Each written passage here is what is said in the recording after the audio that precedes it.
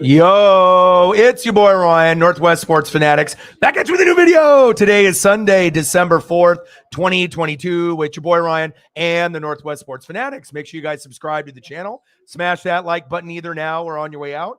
Donate to your boy if you can. Cash App, $ ORION NWSF, or the YouTube Super Chat right here. We got the Kansas City Chiefs versus the Cincinnati Bengals. Live play-by-play and reactions with your boy Ryan and the Northwest Sports Fanatics. So we're just wrapping up right now with the Minnesota Vikings going against the New York Jets.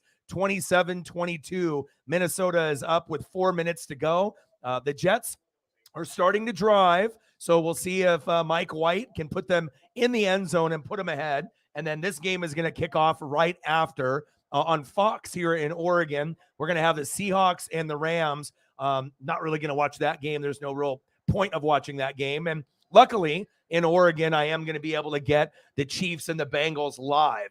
So that was a big reason why I was going to do this game. Not only is it the best game of the weekend, but it's a AFC Championship game rematch. So I hope everyone is having a fantastic Sunday. And this is the beginning of our double dip.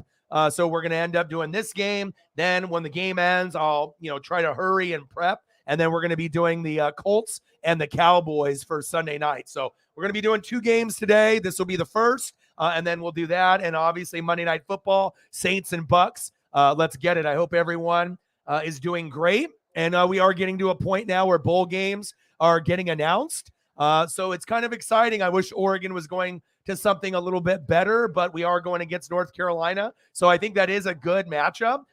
For both of our teams, and we actually might have a chance to win. I do feel sorry for Bama. USC lost, TCU lost. I was trying to talk it into existence by getting Ohio State and Bama in there. But, TCU, you saw that quarterback cry, after the loss. They figured they only have 1 loss. They were undefeated. So I totally understand why they're in there, but I definitely think Bama would be able to put up more of a challenge going into the playoff, but it is what it is. So let's go. So Caitlin in the building, Christian Watson. Yes, he is a beast. How are you? Sarah is in the building. What to do? Let's get to 100 in donos. Let's do it. Yeah. Corey Davis, first down, Jets. Move the chains. Zach Wilson ever going to get his job back? It don't look like it. Mike White, even though he's a lower name guy, he's a better quarterback. You know what I mean? These guys have more rapport with him. And I know sometimes when you draft a guy really high, number 2 overall, you're like, damn it, I invested so much, money and draft picks and status on picking you. But sometimes you pick the wrong guy, or sometimes they don't pan out. And right now, what you've seen is Mike White can lead the Jets to the playoffs as a wild card. Zach Wilson, I don't know. I'm not really too sure. So we'll have to wait and see. Nice check down. Let's go, baby. Let's go. Odin's son in the building. What to do? I know, pretty exciting, huh? Michigan and Ohio State. Come on, we already know this year they've been the best teams behind Georgia. I don't really know how I feel about TCU being in, though. I get it. They only have 1 loss, but does anyone really think that they can compete with Michigan, Ohio State, or Georgia? Fuck no. I mean, even though Bama's got 2 losses, they have Nick Saban. They have I think a better squad. So I know they got the 2 losses, but I think it would have been better if we had Alabama in the college football playoff. Me personally, because like I said, if you got Georgia and Bama, that's going to bring more ratings. And there's a chance that Alabama could beat Georgia, Michigan, or Ohio State, right? But can TCU beat any of those? I don't think so. So we'll see what it is, but, we'll go from there. Elliot's in the building. What to do? Great to see you guys. And, it's kind of nice to be able to have a day off. That was my first day off, in about, 4 or 5 months, working every day. So I will be taking next Saturday off because I'm going to go to the arcade and, in downtown. It's like 2-3 levels, ground control. They got a bunch of good games like they got NBA Hang Time, NFL Blitz. They got Mario Kart. They got all, Cruising USA, Cruising World, Pinball. They got a little bit of everything. Ninja Turtles. So we're going to do that. And then we're going to go to the Blazer game. We got really good seats. We're going to go see the Minnesota Timberwolves. So that's what I'll be doing next Saturday. And there's not really anything going on. It'll be like Army versus Navy. I usually watch that game, but again, it's not a priority. So next Saturday, we'll be taking a day off. But besides that, we should be grinding it out and good to go. So, yeah. And like I said, sometimes, you get to a point where I need to disconnect from sports. This is my life. This is my passion. This is my love. But every once in a while, it's nice to be able to watch a show on Netflix or, watch a movie or spend a little bit more time with Paisley. I was trying to be able to have everyone in the bedroom or on the couch, like chill, but Paisley gets so worked up where she gets bitey and we have to kick her out of the bedroom. And usually that means I'm going to go on to the living room on the couch and she'll hang out with me for a couple hours. We'll wait for her to calm down. But, it is what it is. But I definitely had a good day off. We got our first snow here in Oregon. So it's snowing outside my window. It's not heavy. It's not really sticking as much. I think it's going to transition into rain. But it felt good, waking up and looking out the window and seeing the snowflakes falling down on the pavement.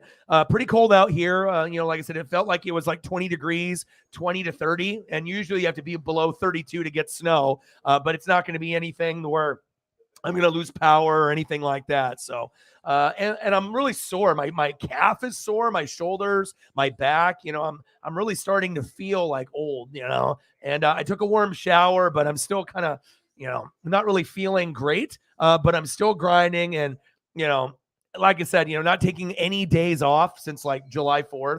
It felt good, you know what I mean, to disconnect, but also I felt like, maybe I should be recording. Maybe I need to, keep grinding, but that's just my mentality. I'm a fucking grinder.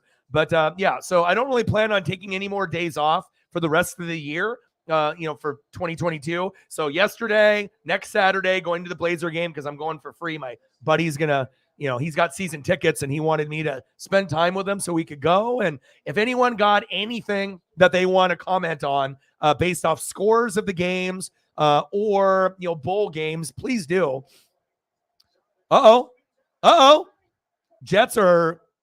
Jets might actually win this game against Minnesota.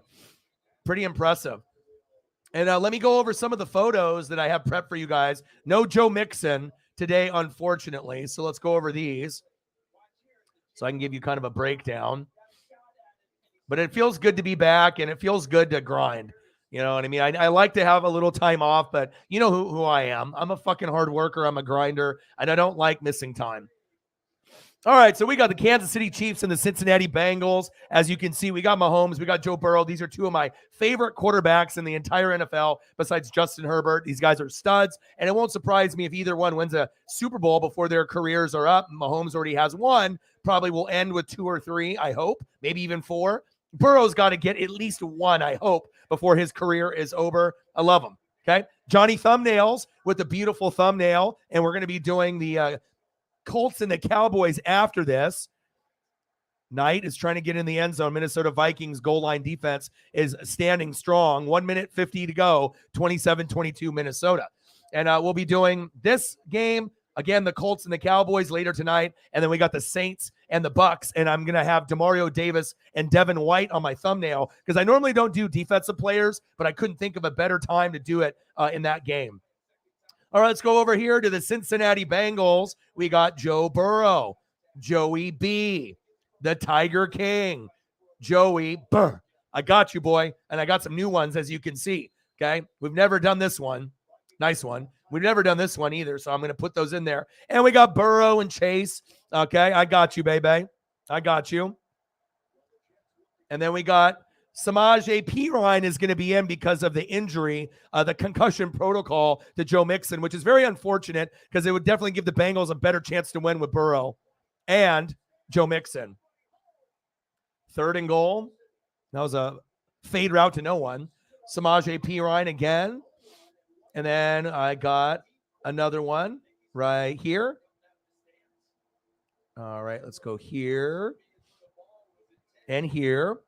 And then we got Jamar Chase. This is one of my favorite photos that we got in the library. Flexen. And then another brand new one. Then we got T. Higgins. Tyler Boyd. And let me wait here, 4th and goal, so I can see what's going on here. Shotgun set. Mike White's snap is low. Fires it in there and dropped. Wow, he had it too.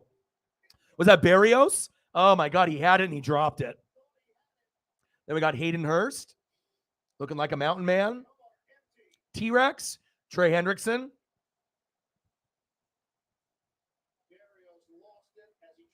And then we got Von Bell, who always seems to get an interception in any game that I watch for Cincinnati Bengals. He's a fucking stud. Then we got Jesse Bates III. I got another fire one right there. Everyone looks good in the Bengals with the visor. And then we got one of the best kickers in the game. Line it up. Evan McPherson, I see you. And let's go to the Kansas City Chiefs. We got Patrick the Clone Mahomes. Let's get it, baby. We got Isaiah Pacheco. We got Jerick McKinnon. We got Mahomes and Kelsey. And we got a few more Kelseys in here in the business. And we got Chris Jones. Who? Chris Jones. And we got Harrison Butker, Tommy Townsend, Eric Bieniemy, Andy Reid, and then a couple more of Patrick Mahomes. Might as well. He's a stud. And we got Mahomes and Kelsey. Mahomes in college at Texas Tech. And Odin's son, thank you for sending me the link for the high school. I haven't researched it just yet, but I'm going to see if I can look into that high school jersey of Mahomes so I can get that to Cyberpunk as a, saying thank you. I know, I was going to try to get him a Derek Thomas like Holly, but I think he really wants that high school jersey, and he's got a Sharpie that he has in his car all the time. He says he sees Mahomes once in a while driving around, and I imagine if he can meet up with him and he pulls out the high school jersey, of course Mahomes is going to sign it. You would think. So I'm going to try to see if that's the authentic one. If anyone else has links on Patrick Mahomes' high school jersey that's authentic, like, through Adidas or Nike or whatever it's through, give me any additional information. Odin's son sent me a link, and I'll have to do some more research so that way I don't get like some China brand fake one. I want to make sure I'm getting Cyberpunk something that he really wants. And if for whatever reason I can't get, a good one, then I'll probably, get him like a Derek Thomas or something that he wants. So let's go, baby. Yes, I'm excited. This is going to be a great game. Even with Joe Mixon not playing, the Bengals can win. You know what I mean? They obviously kind of have the Chiefs number. They've beaten them last year. We saw what happened, last season. But again, with no Joe Mixon, it definitely should be a Kansas City win in my eyes. But you never know. This is the NFL. You know what I mean? Yeah, no Tooney and yes, I do have the injury report here in front of me. Malik Herring, and then we got Kando, Tony, Bush, and Joe Tooney are out, and then that's for the Chiefs side. And we have Gunter, Huber, Smith, Tufele, and Mixon out. So we got 5 guys out on each team. So, but nothing too serious besides Kadarius Toney and Joe Tooney and Joe Mixon. That's the big one. So. Yeah, that was a little surprising. I thought it should be Alabama, but again, they only have 1 loss, and that was yesterday, and they only lost by 3. But, it is what it is. Oregon State, and that'll be good because Oregon State can actually win that game. Florida's got some athletes, but Oregon State should not be taken for granted. They got Damian Martinez, that freshman running back, who's very, very good. Wow. I like that matchup. Because, Oregon State was a good football team this year. Florida had some struggles. So it'll be interesting to see who ends up winning that game. So, yeah, at some point, maybe I'll even gift you one. We'll have to see, but your boy needs to be able to, survive himself. You know what I mean? I can't just be, you know what I mean? I'm working hard. This is my full-time job. I got no other income coming in. I got to make sure I take care of the goats, but I got to make sure I get rent paid and bills paid. Sometimes I feel that the fans forget, this is not for fun. This is not just me bullshitting. This is my life. This is my passion. This is my legacy. This is my full-time job. So any kind of support we can get is going to be very, very big. So, but yeah, at some point, maybe I'll be able to try to get you one, Odin, son. You deserve it. $2 holla for Megan getting the Dono game started. Appreciate you. You got Seahawks and Rams on Fox. Appreciate you. Bang, bang, bang, bang, bang. Thank you so much. Bang, bang. Let's go. You got the Zorn jersey on. Appreciate that.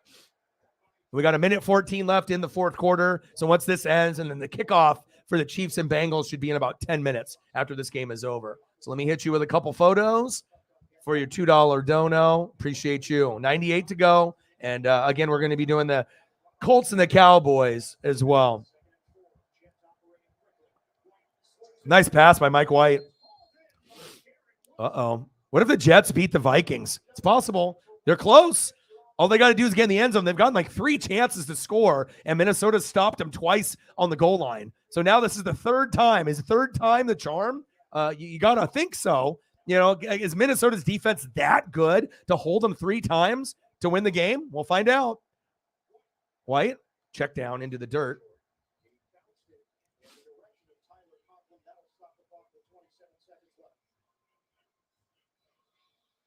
Okay.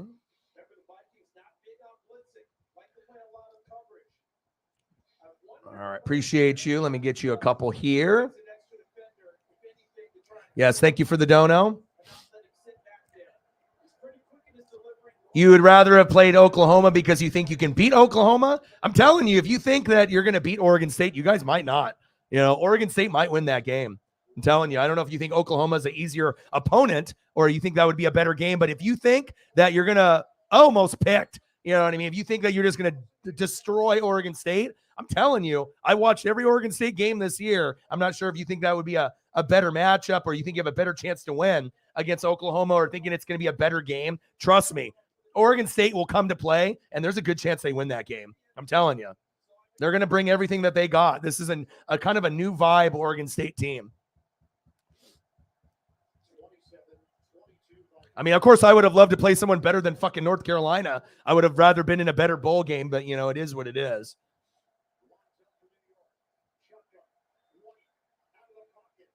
White? Nope, sideline.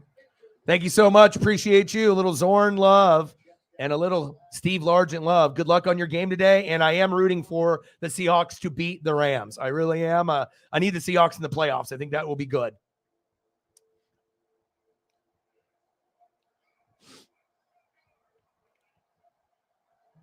Yeah, don't worry about that, man. Yeah, don't worry about that. I do want, you know, I don't need a wrestling belt. I'll get one at some point, but you know, you gotta take care of you and your family, especially this is going to be Christmas time. I mean, I don't assume anybody is going to go over the top for me and, you know, hook me up with stuff. And that's, you know, it's okay. You know, there's Christmas, there's other things, and intercepted by the Vikings and the game is over. 3 stops in the red zone. And there it is. Wow. Well, the Jets had plenty of chances, but Minnesota's defense came big right there. Wow. Big pick right there in the red zone. You know, and like I said, you know, what people are going to take care of me if they can, but again, you know, you got to make sure you look out for you and your families. I'm secondary. You guys can always, you know, look at me down the road, you know. Mike in the building. How are you? Are you a little disappointed you didn't make the playoff? I was really rooting for you guys to get in over TCU.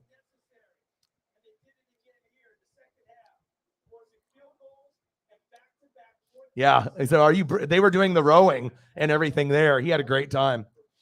He said sore as hell, I bet.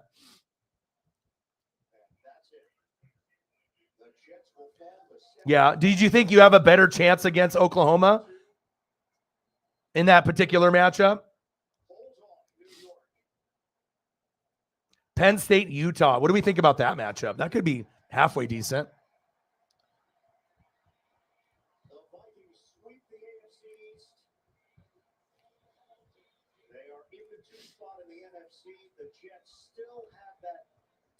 All right, this game just about to end.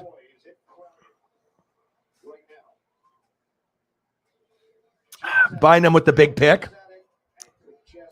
And if anyone's got Twitter, do me a solid and like and retweet this stream. It'll help us get 20 to 300 extra views, which will be great. And this game just ended, and we're going to be transferring over. Final score, Vikings 27, Jets 22. The Jets dropped to 7-5, and the Vikings improved to 10-2. The thing is remember at the beginning of the year how everyone thought me and Colin Cowherd were crazy to say, hey, we think the Vikings can win 10 to 13 games this season. And we were like, okay, they might even win the NFC North. Everyone had so much pushback, Packer fans and just NFL fans. But now, as you're starting to see things play out, they're 10-2. You know what I mean? I don't know if anyone really anticipated that, but again, I predicted that at the beginning of the season. Colin Cowherd as well. Sometimes, if you watch enough film or you kind of have a gut feeling where things could go, and I thought that they could win the division within the first 3 years, but I thought it could be this year. So very impressive for Minnesota. That defense is getting better. And again, the Jets, they had 3 chances in the red zone to win the game, and they failed on all 3. So you figure they would. That 2 losses killed you. If you had 1 loss, you're definitely in. But with that second loss, that was the only reason the committee decided to do that. So the New Year's 6 bowls. Okay, good. Let's take a quick peek at the bowl games.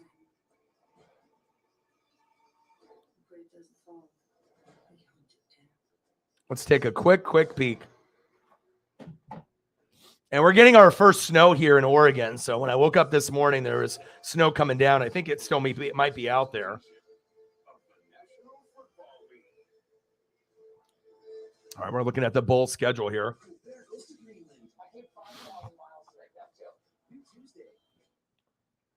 All right, so college football New Year's 6. We got Tennessee and Clemson in the Orange Bowl. I like that. Alabama and Kansas State. I don't know if I like that necessarily in the Sugar Bowl. I assume Alabama will beat the brakes off Kansas State, but I guess it's football and you never know. But we'll see on how it plays out. It's kind of a weird year in the NFL and college football where like good teams are bad teams are good. But I mean, I guess as far as matchups are concerned, Tennessee, Clemson, I like it. Bama, Kansas State is okay, but I guess we'll have to wait and see. TCU and Michigan, okay. That's going to be in the Fiesta Bowl. Ohio State and Georgia in the Peach Bowl. And then we got Cotton Bowl, Tulane and USC. I don't know about that. That's kind of I don't know if I really am feeling that bowl. And then Penn State and Utah in the Rose Bowl. Tulane and USC in the Cotton Bowl is kind of, I don't know. That's definitely the worst one out of them all. You know what I mean? Out of those ones. But the Alabama, Kansas State one compared to Tulane, USC is totally different. So, yeah, so that's the bowl schedule. So we'll see on how it goes. And Oregon's playing North Carolina. And again, like I said, I would rather play someone better. But again, Dillingham went to the Arizona State, to take that head coaching job there, the Sun Devils. So I don't really know if we can beat North Carolina, honestly. Depends if Bo Nix's ankle is okay. It is what it is. But, we don't have a very good reputation on, winning bowl games lately. So we'll see. I know Tulane is good, you know what I mean? But are they going to be good enough to beat USC, though?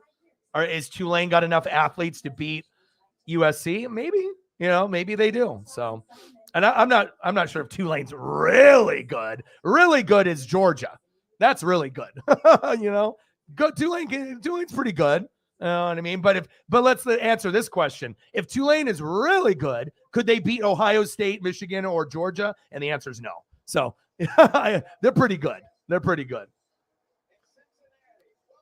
I know, man. I'm glad that you got a chance to go there. ECW balcony jumps. New Jack, rest in peace. All right, we got Romo, we got Jim Nance, and we got your boy. Hopefully we'll get some more people to come in here and hang out, and we'll have a good one today. Should be a great one.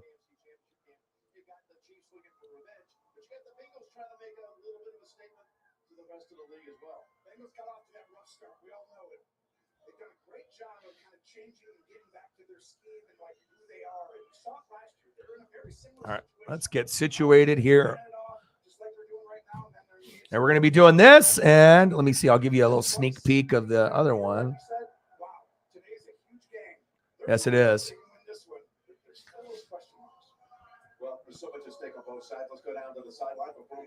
And then we got this one. That's what we're doing after this. So not a whole lot of time for me to rest. It'll be like as soon as the first game is over, I'll probably have 30 minutes to prep to try to get some pictures, and then we'll be right at it with this. Great thumbnail by Johnny. Had to get Jonathan Taylor, and we got Dak on there as well. I was going to end up doing just running backs where we do, Jonathan Taylor and like Zeke or Pollard. But I was like, I might as well put Dak on there. Let's go, baby. Let's go Chiefs. I don't think we do. But like I said, I don't know what the dono situation is going to look like for the late game for the Colts and the Cowboys. But if we can have 2 good dono streams would be great. But if we don't, I hope we can have at least one. One solid one. I don't know if it'll be this one or the late game, but hopefully we can get to a good number. Got a lot of bills, a lot of rent. And also I love to be able to give back to a lot of the fans as well. But I can only do that depending on what I get. So, all right, here we go. Chiefs with the kickoff.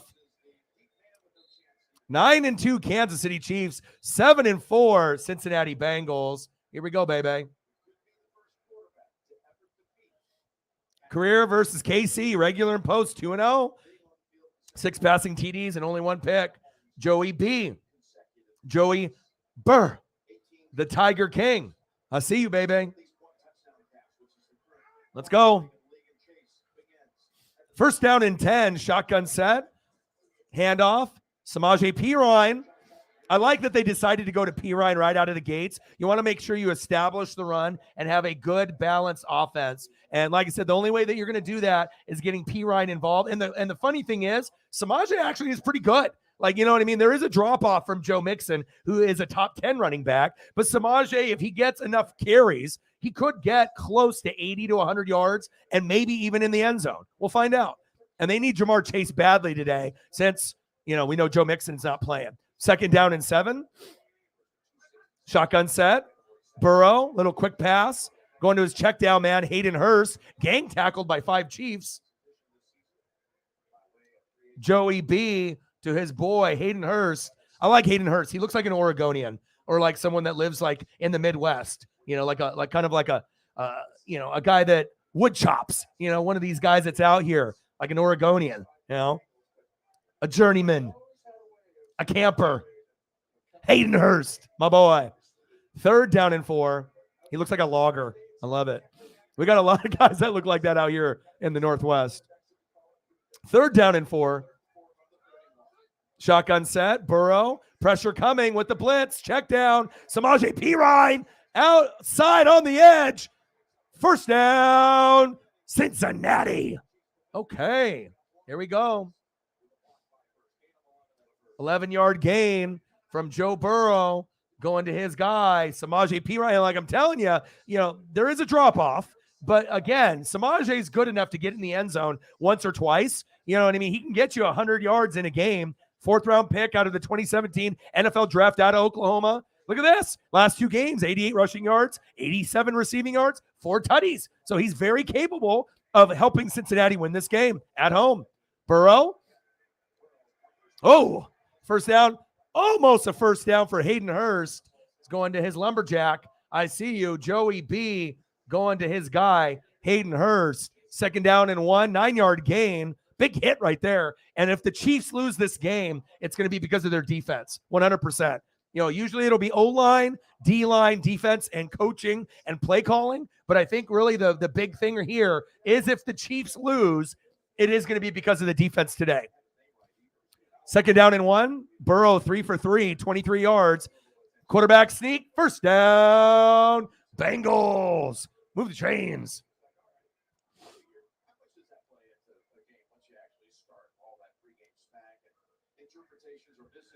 See, that's what I was thinking as well. I mean, it all depends if Caleb Williams is healthy and if their athletes are healthy, but I just don't know if they're going to be able to hang defensive-wise with USC. Maybe Tulane will score on USC. There's no question about that. USC's defense is, kind of booty-os like Oregon. Our defenses aren't good. A lot of the teams in the Pac-12 don't have good defense except for Utah. You know what I mean? So Tulane will score, but can they score enough against USC? So it really comes down to Caleb Williams's, foot and his leg to see if he can keep it moving. So.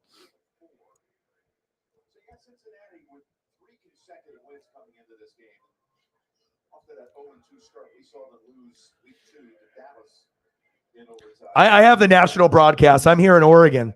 I'm live through my provider. So I don't know what you got. Are you on your computer or watching it, or are you watching it on like cable or satellite, or are you watching it through like a link? Second down and 6. Yeah, because I'm watching it on CBS through Zipley, who used to be Frontier, who was linked with Verizon. Handoff. Pirine is running good. Pirine, first down, Bengals. This is not a good sign for Kansas City to start off the game like this. I hope that they can tighten up that defense. But they kind of playing a little soft right now. They need to pick it up.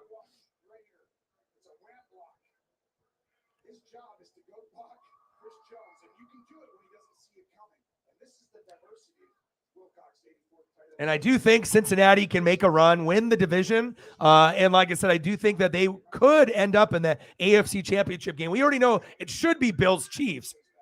But if one of those teams gets eliminated by the Bengals, I mean, would it really be that surprising? The answer is no. You know, if you got to think of a third best team in the NFL on the AFC side, you got the Dolphins, and there's a few other teams that you could sprinkle in there. Ravens at times look pretty good, but the Bengals, to me, I think they might be able to get hot at the right time. And if you can go 3-1 or 4-0 in December, that sets you up really good. And let's not forget, Burrow is one of the top 5, top 6 quarterbacks in this NFL. So Burrow is great. We know this, right? Josh Allen's great. Herbert, Mahomes, Josh Allen, all these guys. We know who the best are.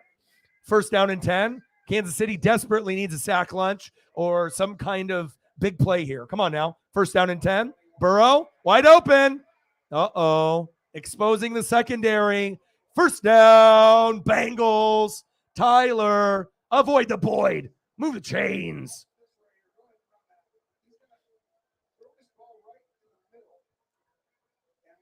Uh-oh, Kansas City. And I know Kansas City's going to score. They're going to go back and forth, but I need that defense to step up a little bit.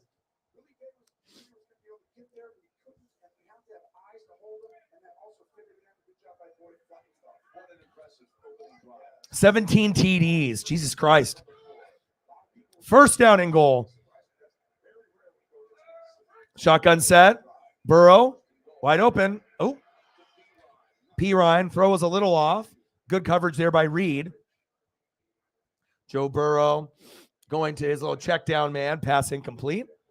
First incomplete pass on the drive. Very solid start. And again, Cincinnati is at home. If the game was in Kansas City, gives them a huge advantage. As we know, both teams have really rowdy fan bases, but we already know usually the Seahawks and the Saints and the Kansas City Chiefs usually have the loudest. But the Bengals fans have really come out since they picked Joe Burrow up in the draft. It's going to be hard to win here. Burrow with the keeper. Wow! Touchdown!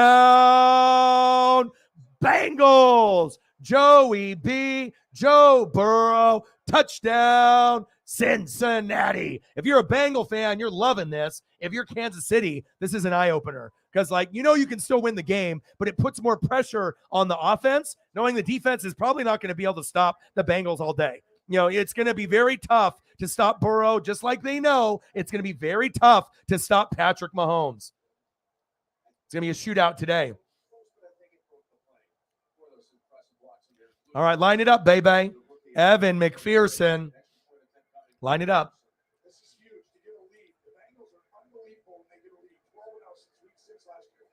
Extra point is up. Right down the middle by one of the best kickers in the game, Evan McPherson. 7-0 Bengals. My goodness.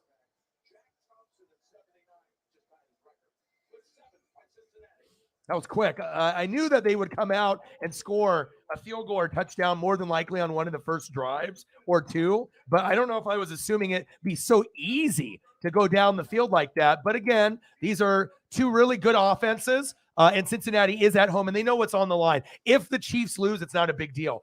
This is a must-win game for Cincinnati. You have to win this game to not only flex, okay, not only to flex like Jamar, like this, right? You got to be able to show, Buffalo and Kansas City, hey, we're here. We're here. We got this. We can compete with you guys. You guys are always going to get more pub, the Bills and the Chiefs, but a good start for Cincinnati. And it's not like the game is over. We already know what you're going to get there. And it shows you, even with Joe Mixon not playing one of the top 10 running backs in this league, sometimes plays like a top 5 running back, they can still execute this offense. And like I said, Joe Burrow, he's the man. Now we have to find out what we're going to get out of Mahomes, and hopefully they can get into a good rhythm early instead of punting or having to give the ball up. So this will be a very interesting couple first drives for Kansas City. Big facts.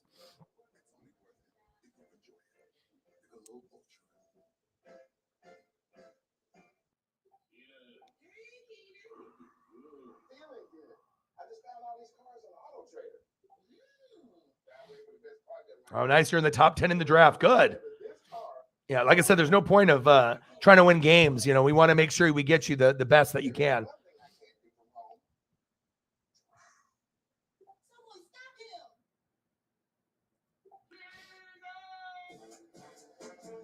Yeah. Yeah. I didn't see his stat line. I have not got a chance to go through because I was prepping, and it usually takes me about an hour to prep for all the photos and formatting and getting everything situated with the tag words. I'll go over the scores right now. So we got Rams 10, Seahawks 7. Seahawks with the ball, 2:28 left in the first. Then we got Niners 10, Dolphins 7. I really wanted to pay attention to that game. Bengals 7, Chiefs 0. And if I wasn't doing this game, I would be doing the Niners Dolphins 100%. Then we got Raiders Chargers knotted up at 0. Colts Cowboys tonight. Steelers 19, Falcons 16 final. And these are all final scores. Packers 28, Bears 19. Lions 40, Jags 14. Vikings 27, Jets 22. And they should have probably lost that game, Minnesota, but that defense stepped up 3 times in the red zone. Commanders and Giants tied, my God, in overtime. Eagles 35, Titans 10. That kind of probably slapped the Titans in the mouth a little bit, thinking that maybe, hey, we are the third best team in the AFC. Well, if you lose that way, probably not. You know what I mean? And we'll see if the Dolphins win, but I'm not sure who the best team is between the Titans, the Bengals, or the Dolphins behind Buffalo and Kansas City, but we'll find out in the next few weeks. Ravens 10, Broncos 9. That's hilarious. But obviously we know with the injury. Browns 27, Texans 14, and then Bills 24, Patriots 10. And we got my Saints and Bucks on Monday night. So, all right, here we go. Come on, baby. Let's go. Let's go, Chiefs. Let me see something. First down and 10, Mahomes. Hand off to Pacheco. Yeah, Tooney is out, which will be concerning.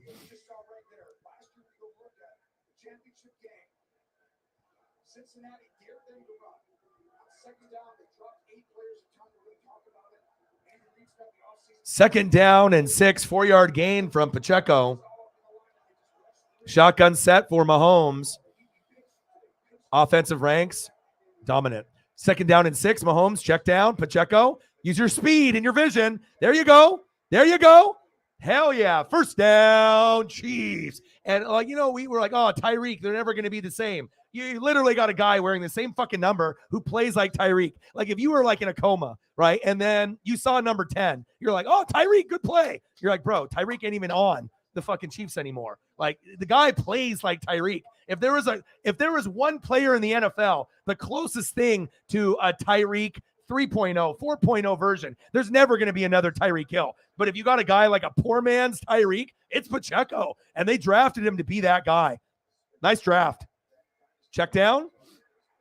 Because we already know Tyreek is, one of the best receivers in the league. Sometimes he plays like the best. But as far as Pacheco being a running back, I mean, they could probably slide him out in the slot. He's a very athletic guy. And like I said, they're not missing as much as you think that they were going to miss this season. We were like, oh, man, they're going to be bad. Just like the Packers with no Devontae. Well, shows it's all about, depth, coaching, and of your ability to, believe in yourself and having the right personnel. And now they're more of a dangerous team than ever, in my opinion. When this team has 10 guys, they literally can go on the offense. Fortson, honestly, how many people are game planning for fucking Fortson or Watson? Nobody. You know what I'm saying? And that's what makes them so fucking dangerous. Because you never know. It's not going to go to Kelsey every time. They're not going to be like, well, maybe we'll go to Kelsey. Maybe we're going to go heavy Kelsey, but they're not doing that. At some games they do, but they like to spread it around, and that's what makes them the most dangerous offense in the NFL, period. Third down and 4. Yeah, give me Watson's stat line. 12 for 22, pick. Did you watch that game, Finley? Third down and 4, shotgun set. They bring pressure. Check down. Get that first down. Go, go, go. First down, Chiefs. Let's go. Juju Smith-Schuster, baby. Nice job, Juju. Good to have him back in the lineup, too, especially with Kadarius. So as soon as they get a guy back, then another guy gets injured. So they got to have depth at that position.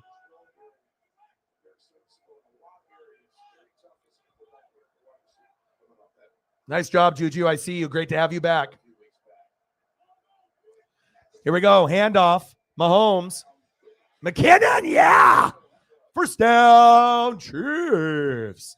Let's go, baby. And like I said, you look at these running backs, and this is not a traditional RB1, RB2, Clyde Edwards-Helaire. Like, you look at these two guys, and you would not believe that these guys are running backs. You're like, these guys have to be wide receivers. They're not big enough, right? But it doesn't matter about size. This is kind of where the game is going, where you're going to get little skinny wide receiver built guys that are running backs that might be able, you got to have a good O-line. You can't, have a garbage O-line and have guys like this, but this might be a trend moving forward where you're going to start seeing guys that are not built like a running back. They're built like a wide receiver, but they have good speed and vision, and they can use those guys as weapons, and it's working. They got 2 of them. There we go. But McKinnon has got a little bit more of this than Pacheco.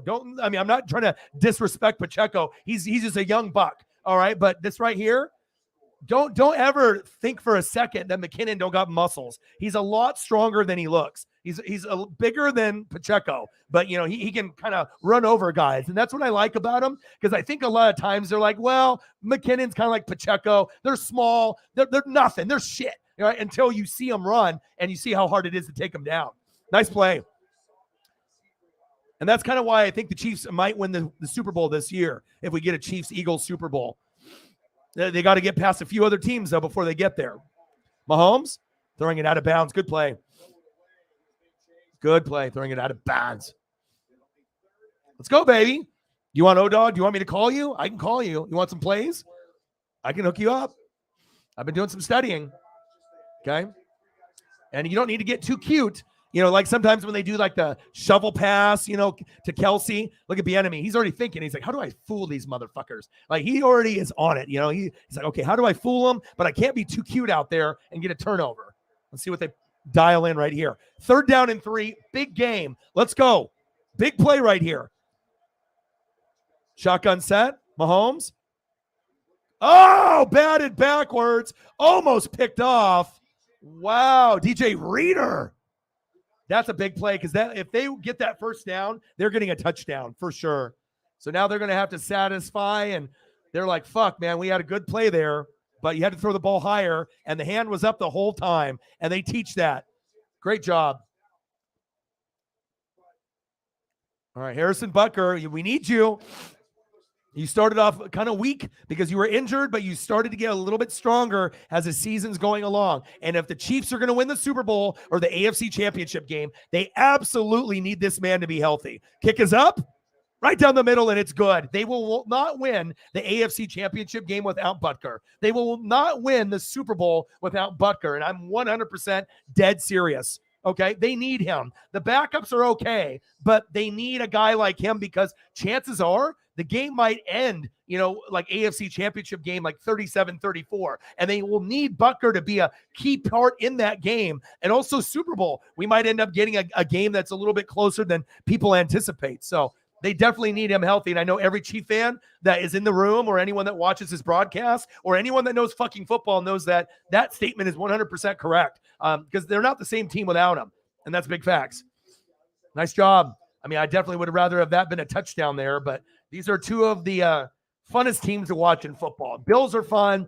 Like I said, the Dolphins are fun this year, but the Bengals are fun to watch, and you can't take them for granted. Like I said, most of the time, when you get to the AFC Championship game and Super Bowl, you typically don't get back again, at least to the Super Bowl side, right? But the Bengals are a threat. They are the biggest threat to the Bills and Chiefs. So I hope that these guys know that, and I think they do.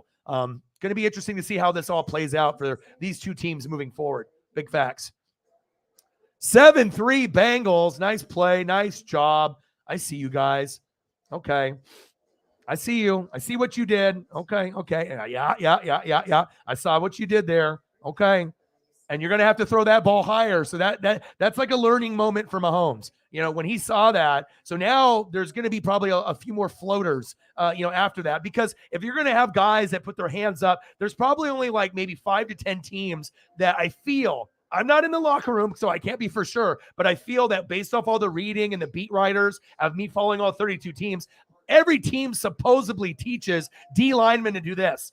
Put your hand up no matter what, even if they're pushing you backwards, put your hand up and try to, bat down the balls. But how many times do we actually see D linemen do it? Because they're always swim moving and they're trying to gain position and they're grabbing. So a lot of times they're not worried about this. They're trying to move around the guys and get, obviously to the quarterback. But, Bengals and a few others, they teach this. Saints, I mean, this is something that they instill. Buccaneers as well. Not every time you can get coached up on it. It works. But if you notice, there is a trend. Next time you watch a game on defense, and I know most of you guys are going to watch games on offense, okay? And I watch games twice. I watch it from the defensive perspective, linebacker, safeties, corners, D linemen. I watch how they move on the field, okay? And then I watch the O-line. Then I'll watch it like you guys watch it. I watch the ball. Hike it, boom, center, quarterback, running back, wide receiver, tight end, touchdown. How you doing? Keep it moving, right? So it's when you see it from that perspective and you see what guys are putting their hands up, there are a few teams that seem like they do it every single week, and that's going to be a big advantage, especially in a game like this, because passing lanes are going to be very tight for Burrow, not only him, but for Patrick Mahomes. So that's why those little sidearm things will come into life, because you don't trust them going over the top, because these guys are going to do that. Fumble on the return, picked up, and a decent return there after the fumble. I'm always keeping my eyes on subtle things like that. Guys that are putting their hands up. What guys can pancake on the O-line? Who's really good in coverage at linebacker that can go sideline to sideline? These things matter if you want to win a championship. The little things really do matter, and it's like, practice matters, but you always have to watch the little things, and the little things can help you get the big things, which is the Lombardi. Facts. They're not. They have your number, and I think they know it, First down and 10.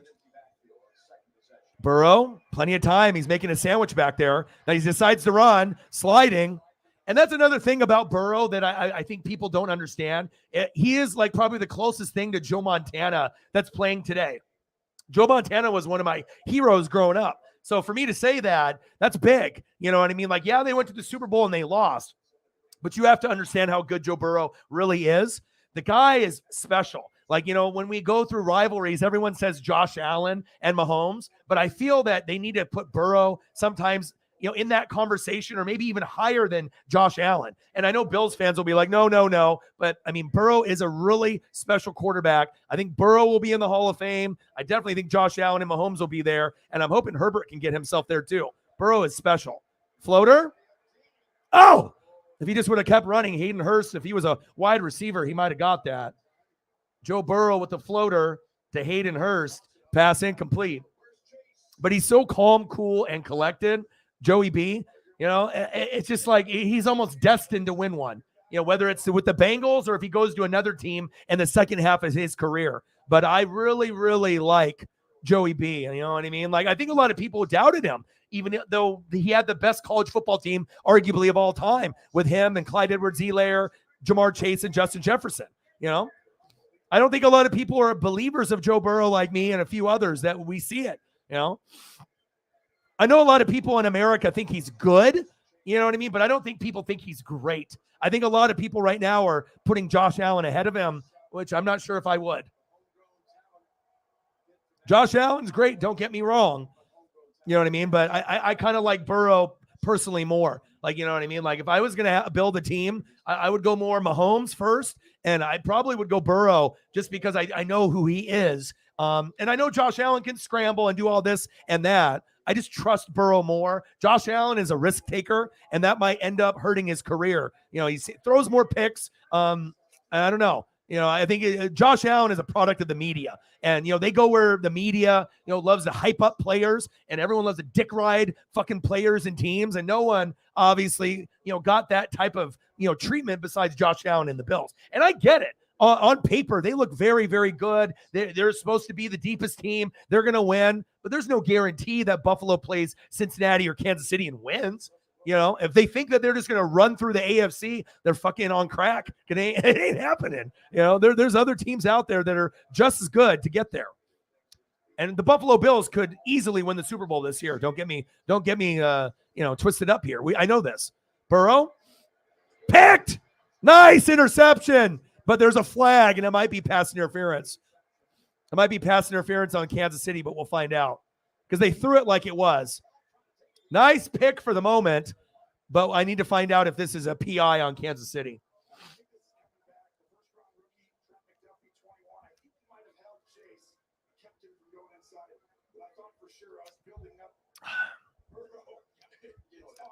What's up, Alan? Hey, how are you, bro? What's good? You already know, man. I better know what I'm doing if I'm fucking reading and watching film, 6 to 8 hours a day. So how are you, dude? I hope mental health is good. I hope you're doing well. We'll see what happens. Obviously, we need the Cowboys to win because Sarah wants to lose so she can get higher draft position, right? And I think no matter what, even if the Colts fans want to win, they're not going to beat the Cowboys. Cowboys are looking good this year, but I still have concerns with McCarthy and Kellen Moore calling plays. There is a chance that you guys get, to the playoffs and win a round. But if you don't, it'll be because of the coaching. But I like the way the team is going. And who doesn't? Dude, you got like the best defensive player in the league. You got Micah Parsons. Like this is Lawrence Taylor right now type of player, impact guy. And you got Dan Quinn there. So even if the offense, they've been getting hot. You know what I mean? Even though the play calling might be suspect at times, the team looks very, very good. And now you're starting to see Tony Pollard used as he should be. Love it, man. I'm rooting for you guys. First down and 10. I know most people are Cowboy haters, but I'm not a Cowboy hater or a Patriot hater. Burrow going deep. Overthrown to T. Higgins. I do root for, teams that, most people don't. I don't like seeing people get shit on for no reason just because of Jerry Jones and, that type of history. Roughing the passer. Ooh. 15-yard penalty. Taylor Stallworth. Uh-oh. Just what we thought when maybe the Chiefs made a big play. But then you got a PI, and then boom, you got, that he made his neck snap back right there. Ooh. That's kind of touchy, like tic-tac. In the NFL, like if you watched it in the 60s, 70s, and 80s, they were literally clotheslining each other like NFL blitz. And, this is pussy shit. But I get it. CTE, you have to protect the quarterback. But it's so hard to be able to, like, call the game, like, the right way with all these different refs. Like, what's considered a late hit? I know that you're trying to protect the quarterback, but sometimes these hits that are legal count as a penalty, and it sucks because it hurts the defense when they're trying to make a big play. It kills Uncle Mo and that momentum. And there's so many plays that I've seen this year that, they've called a penalty on the defense, on the quarterback when they've tackled him, where I don't know if it's really, a penalty. So.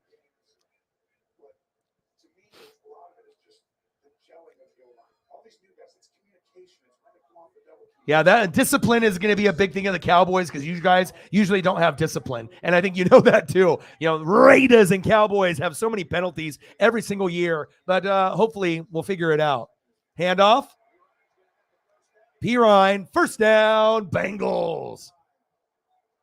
But you know what I'm saying? I watch football differently than most people. They watch it usually just where the ball is, and they follow that. And it's those things need to be talked about. And I don't feel like we talk about it enough. How many of these tic-tac, like penalties on the quarterback, where the quarterback throws the ball, he gets hit 1 second later, and then his neck snap back, or maybe it's kind of a hard hit, and they always throw the flag, or it seems like it.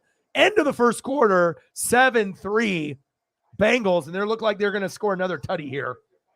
It was a decent hit, but we've seen that called not a penalty for like 30 years. And now within the last 2 years, Everything is a penalty. Very frustrating if you're the team getting the penalty and you're not trying to be dirty. You're just trying to play football. This ain't the fucking Pro Bowl when you're trying to play two-hand touch. You know what I mean? So I understand. I feel your pain. If you're a Chief fan or you're like, dude, all we're trying to do is get to Burrow. We're not trying to be dirty. We're not a dirty team. And sometimes you have to fall on your sword, and you have to understand that this is sad to say. This is the kind of pussy NFL that we have now. And it's, CTE is serious. Brain damage is serious, but we want to see competitive football. You just can't give me NFL blitz and then turn it into two-hand touch. I need football still. And I want to keep, if you are so concerned about the brain, why don't we have our top scientists working on the new and improved helmet where it's like gel cushion in the inside, you got the protective shell and then another shell, and then you got the gel in the inside, and then you know what I'm saying? Like, you should be able to have technology. Who cares if it costs millions of dollars? Let's get a brand new helmet, top of the line, that has all the protective, in there. So that way, if your head does get hit, it like bounces off like the jelly mold in there. That's what they should have. I don't know why they haven't thought of that.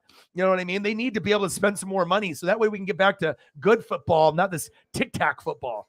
But, and again, and I'm not trying to be insensitive to CTE and brain damage, but you guys understand. I mean, if you guys go back and watch footage on YouTube, right, of any NFL game from the 60s, 70s, 80s, 90s, this is not the same league that I grew up watching. It definitely has changed. So I don't know. Let me check.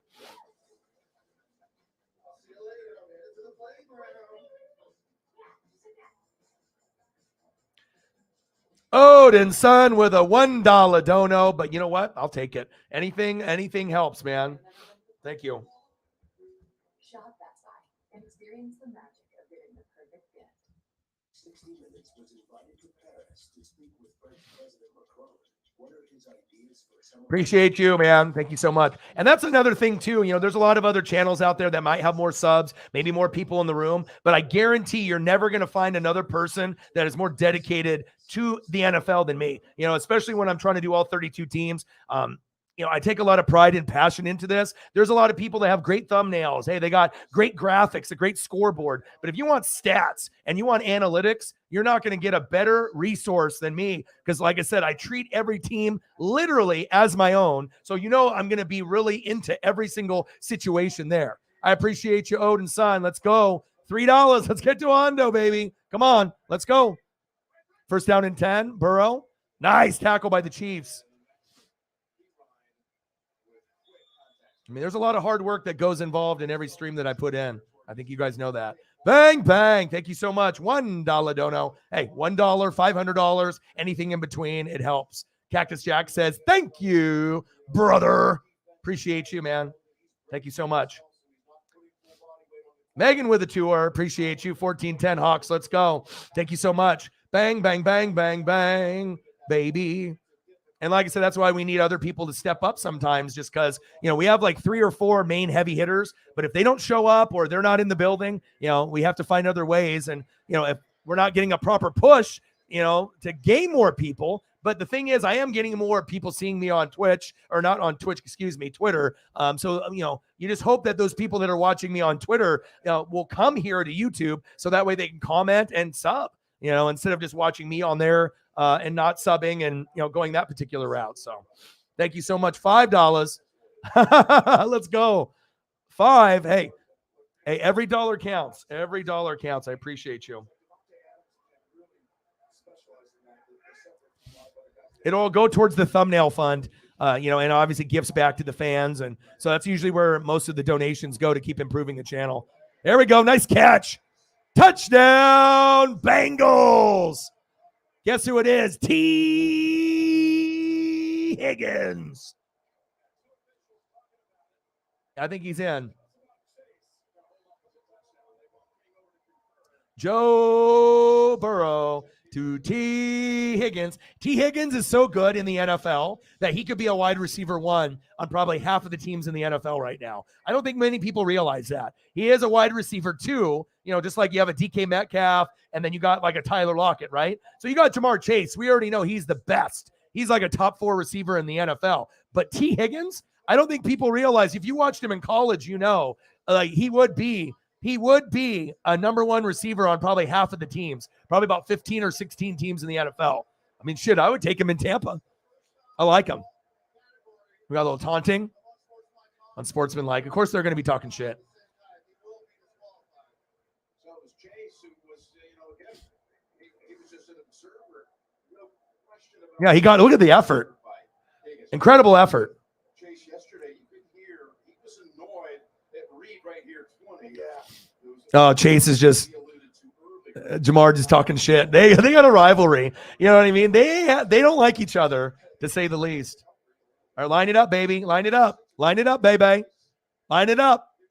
Extra point is up, and it's good. And I feel bad for the Chiefs fans because sometimes you do have a kryptonite. Every team has got a kryptonite, and the kryptonite for the Buffalo Bills is you, Kansas City. But Kansas City, your kryptonite is the Bengals. And you don't want to let these wins keep getting in your head, because if they keep winning against you, that confidence is going to keep getting higher and higher. They go 3-0, 4-0, 5-0, and then you start doubting yourself. And we know the Chiefs, how great they are. But if you keep playing the Bengals and keep losing, it's going to be tough to break that. But if anyone can break the streak, it's you guys. But it's going to have to be Andy Reid and Bieniemy. They're going to have to really dig in their bag, not get too cute, and hope the defense can stop them.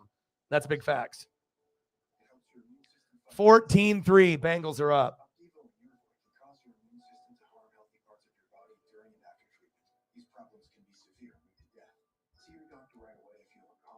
Good game so far. Hopefully we can get a good drive here with the Kansas City Chiefs. Let me know what you guys want to see, and I got you. No, it's no problem.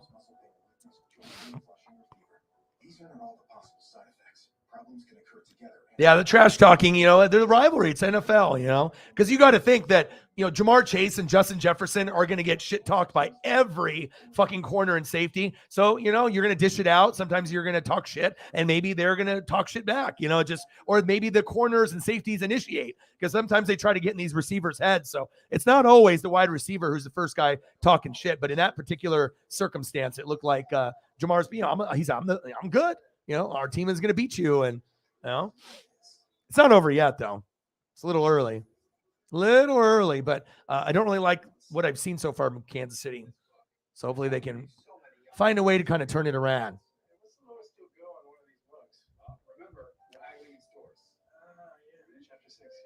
All right, let's get Geno Smith up here.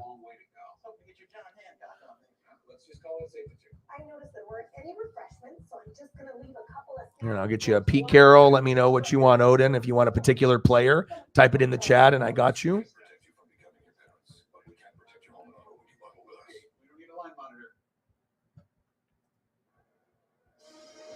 The NFL on CBS is Appreciate you, Megan. LLB, the outsider, and by Progressive, the right call to protect your home and car. Cruising down the Ohio River. 14-10 Hawks. Go Hawks. I need them in the playoffs. I don't want Washington in there. Okay? We need Seattle in there. It'd be good for fucking football to have Seattle in there. You can't have Geno play this good all year for them to barely miss the fucking playoffs. Hell no. We're not doing that. So we're going to get them in. They just got to keep playing hard. Pacheco? Okay, perfect. That's a great choice. I'll get you Willie Gay. I love it. Nice choice. Let me get a Willie Gay photo for you for your dono. I like Willie Gay a lot. Very underrated, too.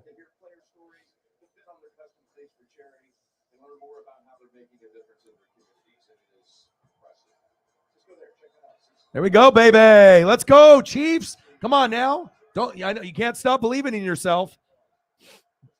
Come on, Mahomes. You just have to throw the ball a little higher, okay? And then you're going to make sure that you don't abandon the run.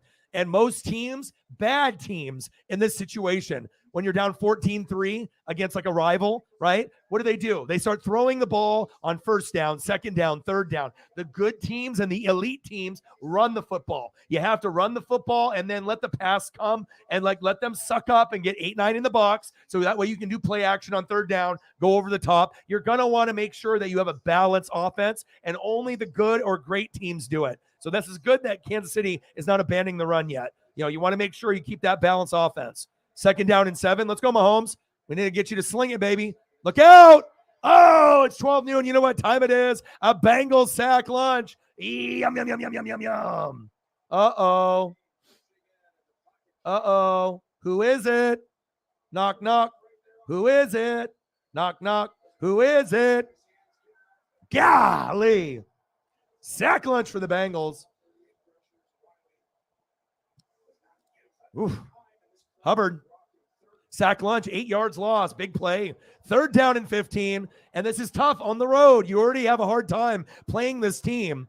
And again, this is must win for Cincinnati, not a must win for Kansas City, and it shows. You can tell.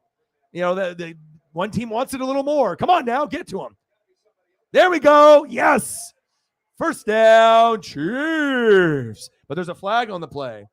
Come on, baby. That's got to be, I don't know if that's probably holding on Kansas City, but damn it. 34-yard gain also. I think they're going to get in. You're winning today. Damn, both on Kansas City.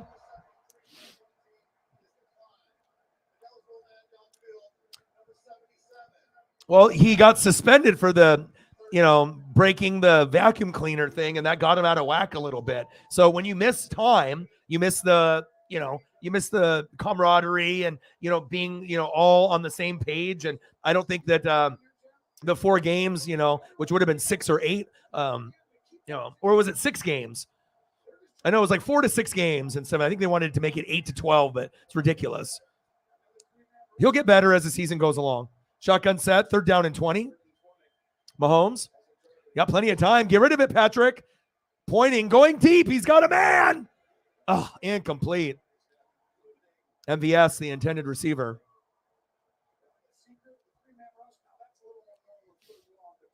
All right, sounds good.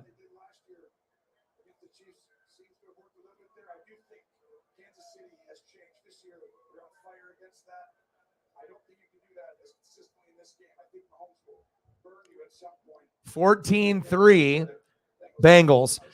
Momentum is a motherfucker, isn't it? Like, we could say Kansas City's the best team in football, right? Because we, most of us feel that besides the Eagles, right? But when you're on the road, things change. Townsend with the punt. Things change dramatically when you're not at home. And that's why you got to be able to win some of these key games on the road. But you also have to see, like, who does this game mean more for? And Kansas City has pretty much got the division locked up, more than likely. But with the Bengals, they're going to be fighting with the Ravens, and they need to make sure. Well, Lamar's hurt, and we already know the Bengals team is better, but, they still need to win games. Browns, Steelers, they're not going to, but Ravens and Bengals will be kind of neck and neck, but I think Cincinnati should be able to pull it off. So, yeah, they'll get better, man.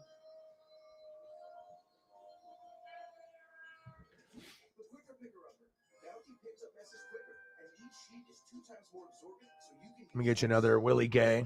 I got a college one. At Kohl's, the more the merrier. Like more of their favorite styles from the brands at the top of their Good old Willie. which means Gangsta with the chain. Turn over chain. every day. Kohl's. This is Antonelli's Tea Shop, and we're the Antonellis. We chose our Spark Cash Plus card from Capital One because we are not Yeah, limited to- but like I told you, if you're gonna lose, it's gonna be the defense, and they need to make, they need to. I don't know. You got McDuffie, but you just need better production from the secondary. Secondary is very weak. Like, they have a lot of names, L'Jarius Sneed and Juan Thornhill, and you got McDuffie, but these guys aren't playing up to their abilities. You know what I mean? So, and you need to be able to get good pressure on that D line. I do like Nick Bolton. I do like Willie Gay. So the linebackers to me aren't really a problem. It's more of the secondary, and the guys up front need to be more consistent. I know you got Chris Jones, but what about the rest of the guys? I need to see a little bit more consistency. So, the offense isn't going to be able to bail you out every time. But we'll see. Hopefully we can get some, offense, and we can get some good points and touchdowns with him. So nice. Woolen with a pick. Good job. There we go. He's trying to win, defensive rookie of the year. No. It was incredible. Really bad. But this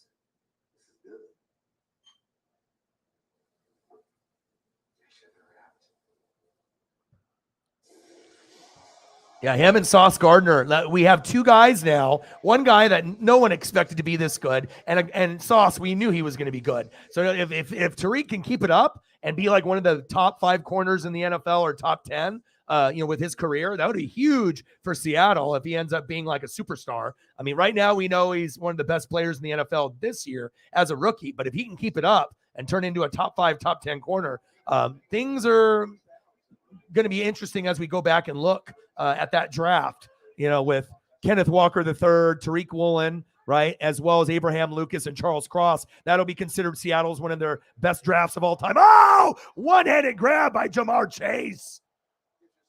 Oh, my. Incomplete, but what a attempt. Jamar, look at the hang time. Oh, baby. Odell Beckham Jr., Justin Jefferson, Stephon Diggs, Jamar Chase. Oh, baby. Awesome. Even though that was incomplete, that was sick.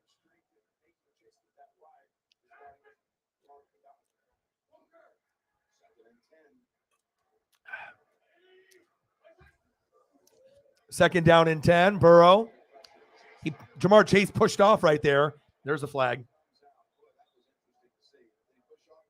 He did. Oh, Mike, thank you so much, man. We desperately are in need, so this is really good. Thank you so much. Mississippi defense from the 70s and 80s.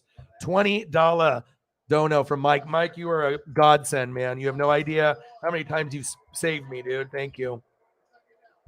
Any kind of big donation like that will typically, start a trend. Thank you. Nice little dono train.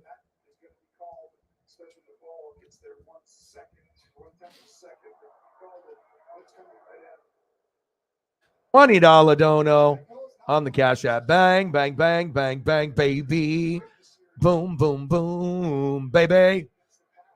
Thank you. Appreciate you. Burrow.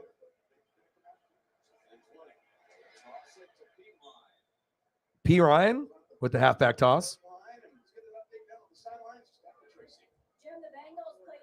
Yes, thank you so much. We appreciate it. We know, things sometimes are tight for all of us, and thank you so much, man. There we go. We're getting there. We're getting there. 25, 75 to go.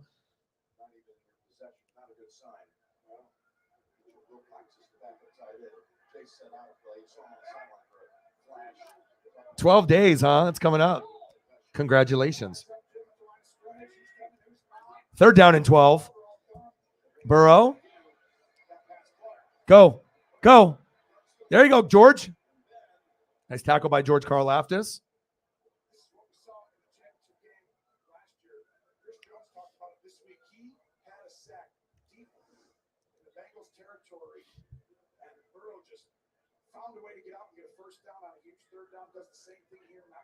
Is there a particular player on the Mississippi defense from the 70s and 80s? Are you on Ole Miss or Mississippi State? You want to give me a little bit more context so that way I can, if you want me to pull up something, am I looking up Mississippi State? Am I looking up Ole Miss? And then is there specific players from back you remember that I can look up? Because that'll help broaden the search for me. Because if I just look up like 70s, 80s defense, I might get some photos that pop up, but the more information I can get from you would be good. So let me know what you want. And in the meantime, I'll throw up some Alabama Nick Saban for you. And I am kind of upset that Bama didn't get into the playoff. I was really rooting for you guys to get in, but TCU's there. I guess in the future, no one can lose 2 games, no matter what, even if you are in Alabama. But I just don't think TCU is going to be able to hang in that playoff with the other teams. But, that's the committee's decision. So 14-3 Bengals.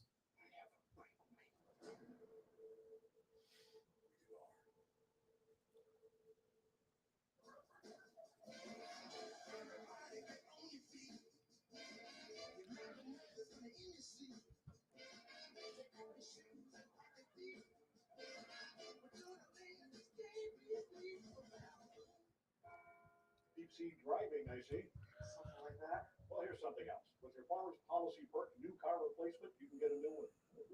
That's something else. Get a whole lot of something with farmer's policy perks. We are farmers.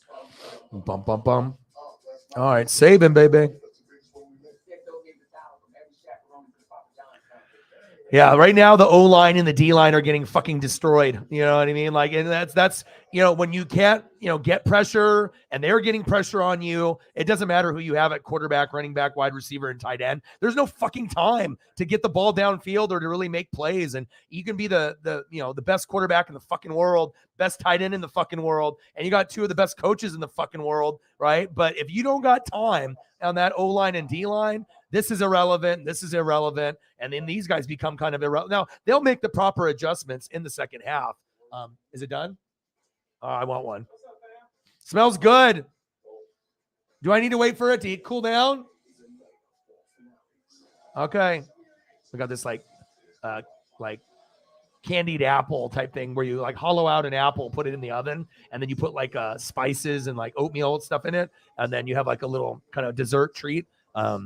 Started snowing here, so we decided to try to have something that's like kind of comfort food, kind of like beans and cornbread and just like that certain vibe, mac and cheese, grilled cheese sandwich. You kind of get in those vibes where it's either rainy or snowy, and you just want to sit by a fire if you got a fireplace. If you don't, sometimes just eating something like that can definitely do that. How about you? You got snow? Yeah, it was snowing a little bit over here in Oregon. 14-3 Bengals.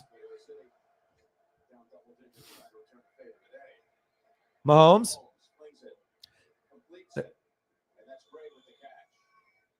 Noah Gray with the catch. They need to get Travis Kelce the fucking ball because anytime your defense, and your offense looks shaky. What do you do in sports? When you grow up, when you're playing in Pop Warner or any type of league, high school, college, pro, when you're struggling, what do? You go to your best player. You go to Travis Kelce. All right. So you got to make sure you give him the proper targets and you need to get him involved because if anyone can turn the game around, it's Mahomes and Kelce. So they got to make sure that you give everyone chances, but you also want to make sure you're getting your best weapons the ball. So I'm hoping that they can look towards him and maybe he'll even get a touchdown here in the red zone. Let's go. Because when things are bleak and it's like, okay, we need a spark. Who's going to give you the fucking spark? Hello? You already know where it is. Let's go. See, even the announcers and the cameraman, they're like, O-Dog's right. He's got the ESP.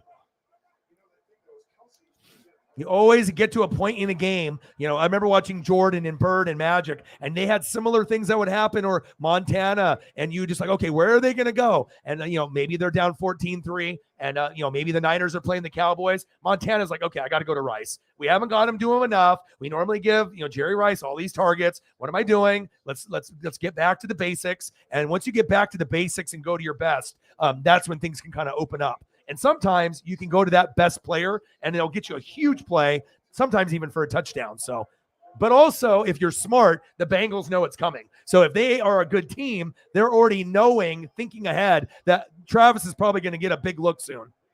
Mahomes, hands off. Ooh, big hit on Pacheco. First down, Chiefs. That's another thing I haven't said enough. Bengals, I see you. I see you. Pacheco, baby. Never pressure. I think you can see this today. He's going to pressure. Go ahead and run that. That's a blitz, and he was coming. If you're going to throw the ball, that shows me right there. Ole Miss.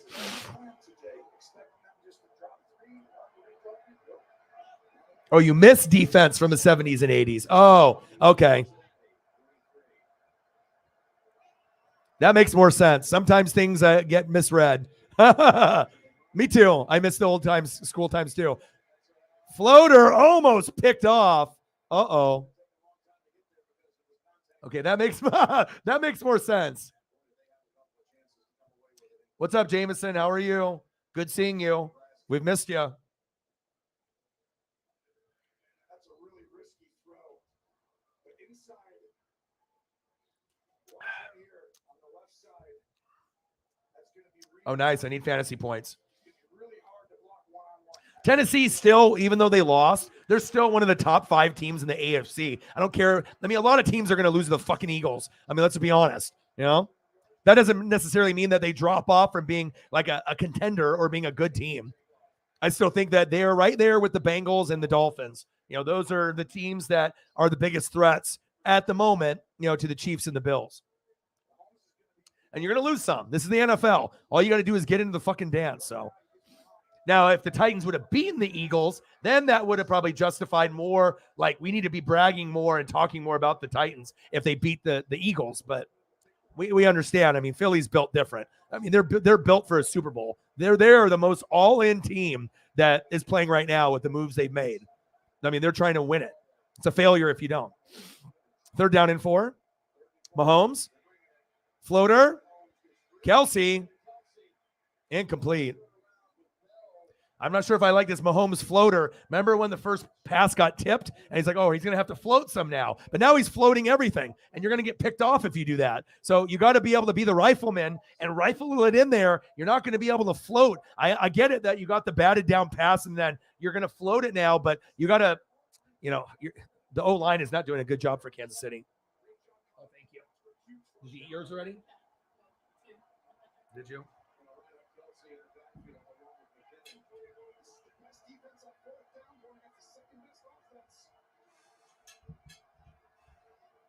My dessert came in. 4th down and 4. Mahomes. Juju. Good effort. 1st down. Chiefs. What effort. If you don't put that extra effort right there, that's not a 1st down. Nice job. Most guys would have given up right there, just kind of like went down.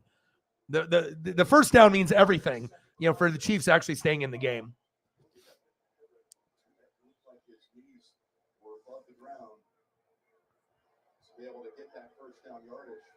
Hopefully he doesn't have another concussion.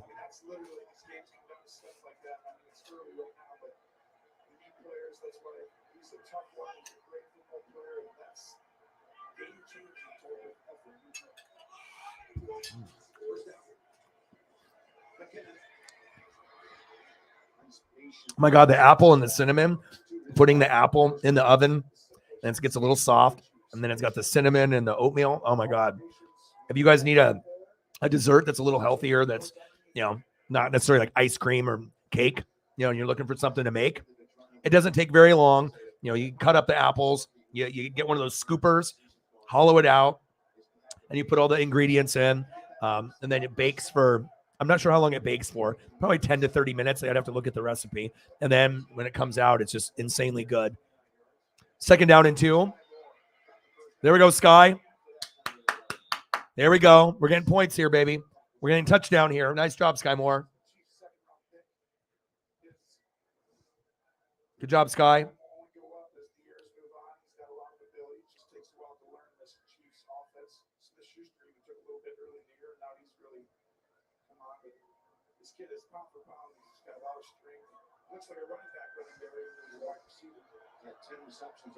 Let's go, baby. Let's go. TD time. Shotgun set. McKinnon, go. Go. Push. There we go. 1st down, Chiefs. Let's go, baby. Time to score. Stop fucking around. Let's get it, baby. Let's go.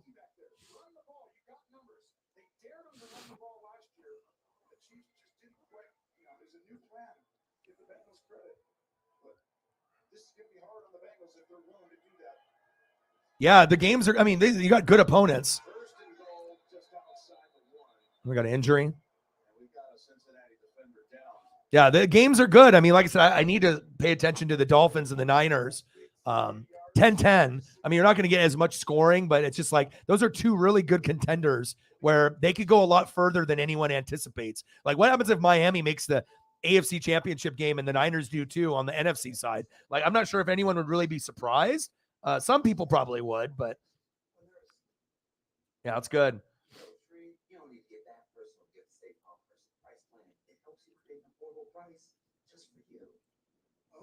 All right, I'm going to eat my dessert here. I'm going to get to the bottom of this. I want to quick to get a quote today. Like a good neighbor, State Farm was there. It's the Bengals safety, Jesse Bates, who's just now getting to his feet. No, Jesse Bates. No. Jesse. Oh, look at this. Watch. They're substituting and they're late. Bates, go down. Go Oh, they did the fake injury. Oh, fake injury. Boo. Boo. they exposed him. You got exposed. They're like, go down. So that way we don't get the penalty. They're all laughing about it on the sideline. Oh, my God. Yes. Run the ball. Run. Oh, he ran into his own guy. Fuck. McKinnon, short game. He's a dink. Why did you run right into the back? Come on, McKinnon. Were you running with your eyes closed? What were you doing there?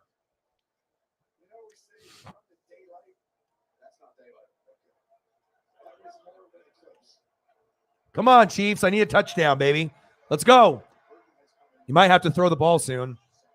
Either this down or the next one. But I hope they keep pounding the rock. Pound the rock. Well, fake. Ah, dropped. Fuck. MVS.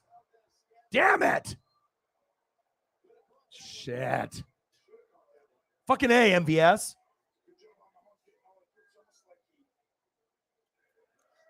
Bro, they picked you up from Green Bay to make fucking catches, not drops. Motherfucker, come on. Jesus, you got to catch that. Yeah, that flop was worse than LeBron. Damn it. Come on, MVS. We just have a lot of, we put you in a certain regard, and we want you to live up to your name. I mean, God, you got to catch that. Mahomes, get open. Right there. Touchdown. McKinnon. Bang, baby.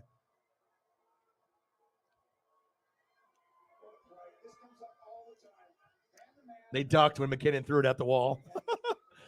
There we go, baby. Much better now. You just had to wait for it to develop, Everyone was covered, and they just had to wait for that last man. And the linebacker is lined on him. He's not going to catch him. That's a great play call. Wilson too slow. Good job. That's right here. Right here and right here. Great job. Butker. Extra point is up. Right down the middle. Motherfucker. 14-10. Bengals. There we go. There we go. Now we have ourselves a game.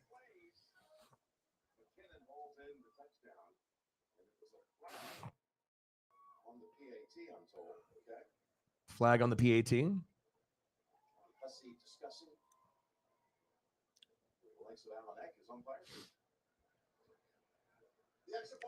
Extra point is good. After the play was over, personal foul. Cincinnati, number 98. That 15-yard penalty will be enforced on the kickoff. Timeout. There we go. You feel better now? Chiefs able to answer back with a touchdown. 14-10 Bengals. 14-10 Bengals. I mean, it's like you don't feel great, but just consider the flow of the game. You want it to be close to give your team a shot at the end to win. You know what I mean? But this game means more for Cincinnati because they're 7-4, and they see what's going on with the Ravens, and they know the Browns and Steelers don't have a shot. So you want to make sure that you're trying to get these dubs so that way that you can make sure that you can get there. So, and I'm not saying that the Chiefs don't care about this game, but they do as well. The record-wise, it doesn't matter, but for pride and ego, and they got beat twice last year, that's why they want this one. But I think they already kind of knew that this was going to be really fucking hard to win. Cincinnati will be very motivated today, and Cincinnati's at home. So $10 holla. Bang, bang, bang. Boom, boom, boom. Bang, bang, bang. Oh, that's so nice. And let me know if there's anything specific that you want to see, Mike. Sarah, let me know. We're almost at halftime, and I can pull up a bunch of photos for you guys. If there's anything NASCAR-wise or baseball or football, you let me know. Thank you so much. I appreciate you. See how easy saving on homeowners and condo insurance can be.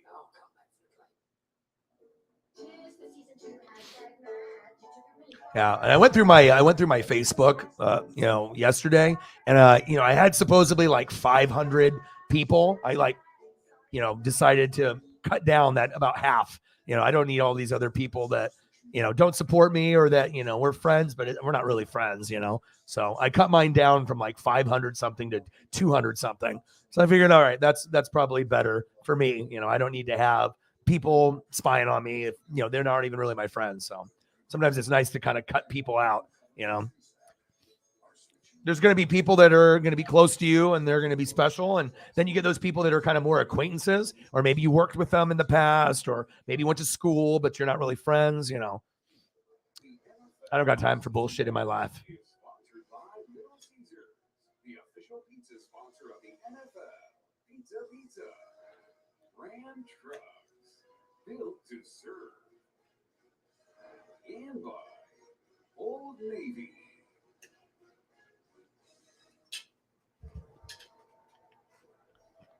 Festival of Lights at the Cincinnati Zoo. Beautiful holiday weekend here in Cincinnati. Watch Reader come in on Winchester, the snapper with a little head butt. Come on, it's the holiday season. It's the holiday season. No, it's not. And it was kicking. Marking off the friendly from the fifth day.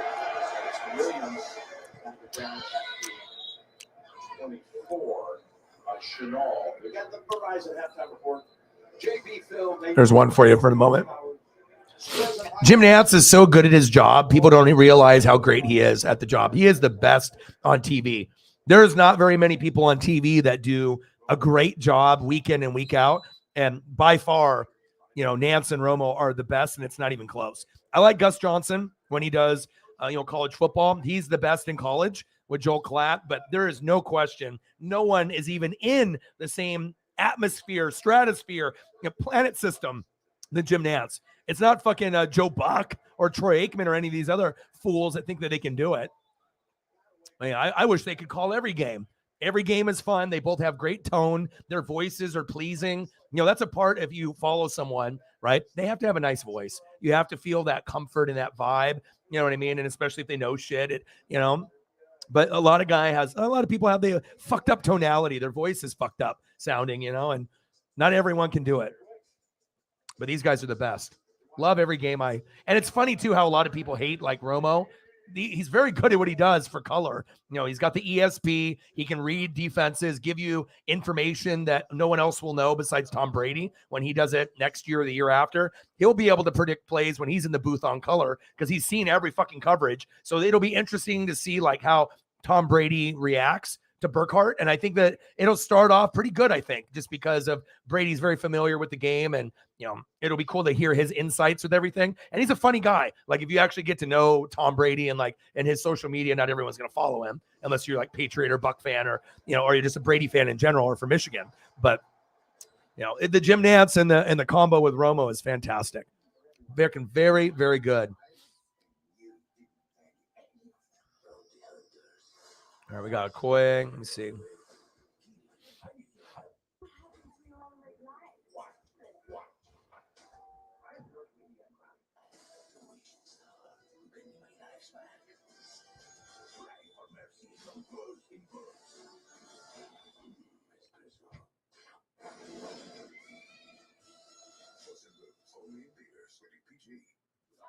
With my hectic life, you think retirement would be the last thing on my mind. Thankfully, Voya provides comprehensive solutions and shows me how to get the most out of my workplace benefits. Voya helps me feel like I got it all under control. Voya, well planned, well invested. Yeah, I love Okoye and I love Derek Thomas. Those old school times are awesome. I wish I still had my Christian Okoye starting lineup. I had to give it to my chief friend, as a gift, but I almost wish I still had it. It's just cool to be able to see that stuff. And those old ones usually came with a coin or a card or two cards or a card and a poster. And the starting lineups are just so iconic back in the day from 88 to, 2000. So it's like if you went to a toy store, you probably saw a starting lineup back in the 80s or early 90s, had them on the racks. And I wish I could go back in time and grab some of those ones because, gosh, some of them now are, if you have mint condition starting lineups, some of them will go for a few $100 and some for a lot, depending on what you got. So that's big facts. Stud. Look at the shoulders on him, too. It's like a Mike Allstott back in the day. Love it.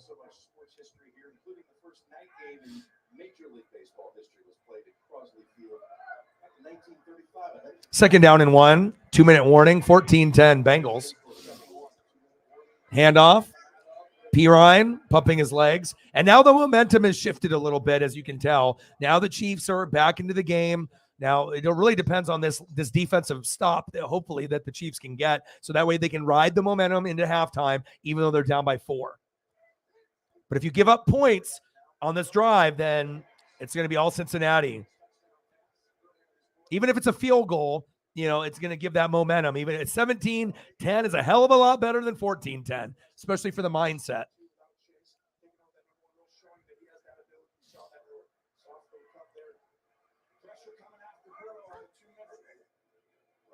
Burrow, plenty of time. Nice pass. Jamar Chase. Uh-oh. Hurdle. Uh-oh. They're scoring.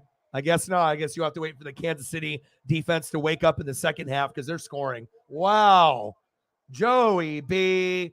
Joe Burrow. Oh, my goodness. The Tiger King strikes again to his guy, Jamar. Man, this guy's unbelievable. One of the top 4 wide receivers in the game when healthy, for sure, with Jay Jetta. Definitely Tyreek up there. Devontae. I mean, there's so many that you could put up there. Waddle and Tyreek have been great this year with Tua. But I like, personally, Jamar Chase, and I like Justin Jefferson as my favorite number 1. Chase is up there, too. They're the future. Whoa! Pirine. Yep. But if you notice one specific thing, the Chiefs O-line needs more depth, and the defense needs a hell of a lot of work. And their offense and their coaching is so good that they can find ways to cover up some of the weaknesses they have. But if you play a good team, that knows how you play and they have depth, they might be able to beat you. And like one of those teams is the Bengals. If anyone, there's not a lot of teams that can beat Cincinnati, like in the playoffs or in the regular season, but Cincinnati is built like to handle Kansas City, just like Kansas City is built to handle Buffalo. Seriously, can we? I'm sorry, Mom. I forgot the sweet potatoes.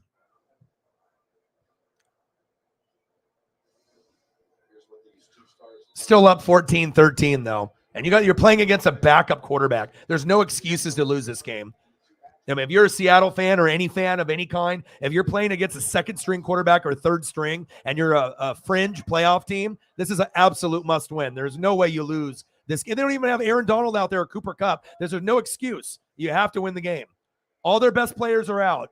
So even if Kenneth Walker's out, doesn't matter. Got to get it done. Got too many good players on that team to just lose to the Rams. You don't want Washington to take your spot. You got to keep winning.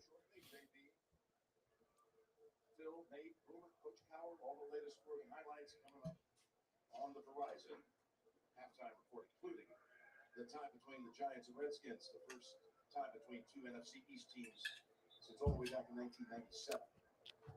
You talked about how unbelievable Cincinnati's been in the red zone. That's pretty special to have a top 5 quarterback, top 5 wide receiver. That's not common. Already in their young careers, or even into a Super Bowl already.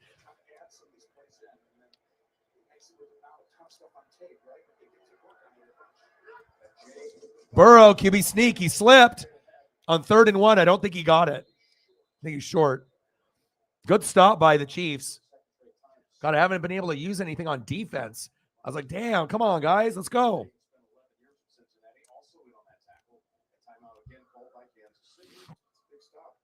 What's up, Matt? What's good?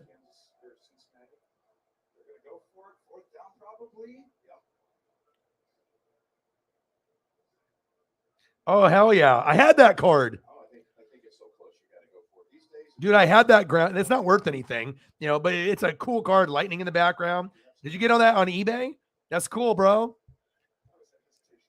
I love Christian Okoye. Love him. Like I said, when I was growing up as a kid, I watched a lot of Eagle games, a lot of Chiefs games. There was a lot of Niner games. You know what I mean? There was a lot. I watched a lot of football, but there was a lot of teams that I followed back in the day, and I've just continued to follow those teams. 4th down and 1. Oh, my God.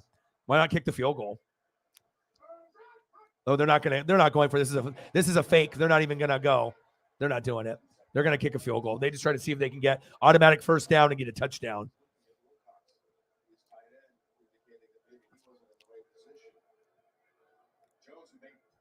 There you go. I mean, no matter what, you don't go for it there. I mean, there's no point. Just kick the field goal. That's where the center has to do is snap the ball. Yep. And I would have there. I'd have taken the chance. So they go through all that. They call the timeout. They keep the offense out there. Wow, they're not even going to kick the field goal? This is interesting. Like the Bengals already have the lead. You have all the momentum. Kick the field goal and then go into halftime. But I guess if you want to step on their throat and just try to end it, so it's 21-10 and they lose all confidence, then I guess looks like a QB sneak. Audible. So QB sneak is out the window now. Maybe a handoff. Yep. And he got him. Good defense. Carlos Dunlap with the big stop, baby. Yeah. Yeah. He didn't get fooled 1 second. Everyone who lines up in those positions goes straight down to stop the quarterback sneak, and he just felt it. You know you're supposed to pinch and go right down into the quarterback. Nice job. You're not supposed to, but he instinctively makes the play of the day for the Kansas City defense. Nice job, Dunlap. There we go. Now Mahomes feels a little bit better. The team feels probably a little bit better, and you got your big defensive stop because they were careless and stupid. You know, that's the difference between good teams and great teams. You got one of the best kickers in the game, right? I get it. Touchdowns are more sexy than field goals, but how many times do you lose games where you go for it and you don't get it, or there's a turnover? You know, when you can leave points on the board, you don't want to just leave opportunities and just say, we'll get more. You know what I mean? Kick the field goal. Guy's a top 5 NFL kicker. Take the points, 17-10. Now it's only 14-10, and now you give the Chiefs the hope. That's why a lot of these coaches I hate in the NFL, they're fucking stupid. You know what I mean? They don't care about analytics or metrics. But at least that's good for the Chiefs fans. You got it from a collector. Nice. Yeah, sign Christian Okoye. Hopefully it's real. You'd have to send it into PSA so they can analyze it to make sure it's real. See, Mike, you like it, things like Madden, always going for it. I don't like that shit. That's how you lose football games.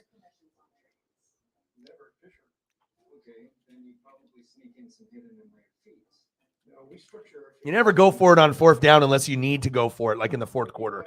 There's no point. You know, most games end by 8 points or less. What do you think you're just going to win by 20? You know what I mean? Like, you're not going to have a lot of errors like that. So,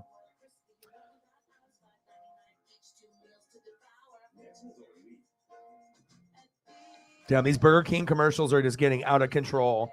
They're on every channel. They've spent like $1 billion trying to get me to go eat Burger King. It's getting crazy. I can't even tell you how many times I've seen that Burger King commercial yesterday on like number of channels. They're like, we got this catchy, annoying song that you're going to listen to, and we're going to make different songs. It's like, okay. All right, 14-10 Bengals. And we have this pairing, but this pairing needs to connect if they want to win. Yeah, if you can get down and get a field goal on this drive, right? A field goal on this drive, and then get the ball, then you're in business. Hand off to Pacheco. So are they just going to give up here? They're not even trying? I'm not sure if I would have just ran a running play right there. I guess they didn't want a chance for a turnover. That means that they're just giving up. You know, they're just letting the clock run. I would have preferred that they would have tried going for it so that way they could try to get a field goal. But especially when you get the kickoff, what do you have to lose? You throw a fucking deep pick? Who cares? Come on. You guys are better than this. What is this, Andy? Bieniemy? You could have got something. Now you're getting nothing. Questionable. You just don't even trust the passing game. Ooh, big hit. All right, halftime. That might have been a missed opportunity there to, try to get points. I know you don't want to risk a turnover with Mahomes, but just to give up right there, I would have rather them. We've seen them score 80, 90-yard touchdown in 15 seconds. You had plenty of time there. I that was a head scratcher for me. I don't understand why they did that, but but it's not necessarily like shooting craps, because how often do these teams get it on fourth down, or when they try to go for it when they could have got the field goal? It's like 10%, 1 out of 10 times. So I guess if you feel lucky, like shooting craps, you can go roll the dice, but it's not like it's 50-50 where you go for it and you're probably going to get it. Like, we're talking like 5 to 10% chance you're going to convert on this play that's 4th and inches, 4th and 1. It's not 50%, 80%. It's like 5 to 10%. So that was stupid. And the timeouts were burnt. Yeah, but you still could have thrown down the sideline, tried to get a PI, trying to get the ball downfield and get a PI call. Boom, get Butker, kick a field goal, 14-13. You feel pretty good. I don't know. I don't like wasted opportunities. I know sometimes they have to do that, but I don't know. That didn't seem like the proper time to me. Drop everything into the Xfinity Black Friday sale. Click, call, or visit a store today. Yeah, Mike loves going for it. He loves the college. Just that Madden, just go for it all the time. People like that, though. People want to see the people try to get the conversions and whatnot, but I just don't like seeing teams lose when they could have won. That's my thing. All right, let's throw up a couple photos for Mike here. Whether you're new to Medicare Advantage or looking to make a change, Providence has Medicare Advantage that's right for you. Plans start at just $0 and connect you to thousands of local providers. Providence, building true health together. Technically advanced waterproof jackets for people who love the outdoors. We design, test, and make the gear that makes it possible to be outside longer right here in Portland. Shop rain gear and more now at showerspass.com. This halftime news break is sponsored by Mart. This is a Coin 6 news break.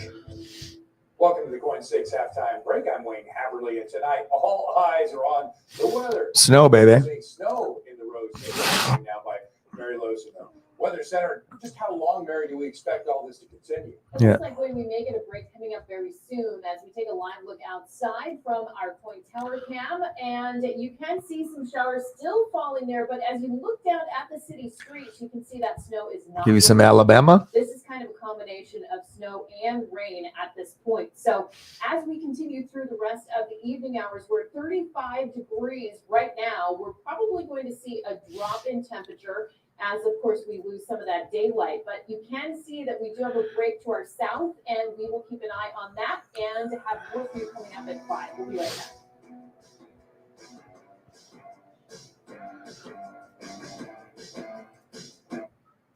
Mart's latest savings book is out now and filled with 20 pages of great. How about a little Alabama gang? Inside, you'll find great Appreciate you, man. Including a 55-inch 4K Philips TV for just $299.99 in electronics and 30% off all socks and slippers and clothing. Plus, don't forget to pick up a Mart gift card. I'll get you some Kyle Busch too. I miss NASCAR already, man. Like, it's like I'm not. I don't know. When you fall in love with something and you love it so much, you just don't want. You want the seasons to start back up again. I really want baseball to get going, and definitely I want NASCAR to go. I can't wait for year number 2, man. I'm super excited. Energizing the house. There was a power line in there. It started a fire, and the home Gresham fire tells us the residents were inside the house at the time, but they managed to escape unharmed. They say about 75% of the house was damaged. We will have much more on these wintry weather conditions. All of that coming up at Coin 6 News at 5 o'clock. We will see you then. Enjoy the game. Keep Mrs. Dutton. I would. Seems remains have acquired the Stratford land. Well, this is the Yellowstone, and you have no rights here. Hey, if you can't start a range war's already started. Yeah, I'll be doing the game. Yep, I'll be doing the game, Matt. Got the thumb already ready right there. Just got to, once the game ends, I got to start prepping and swap the photos out. And yeah, we'll be doing this one next. I'll get you one more, Kyle Busch. Thank you, Mike. Appreciate you. Welcome back to our New York studio and the Verizon halftime report, folks. This is the network that America relies on.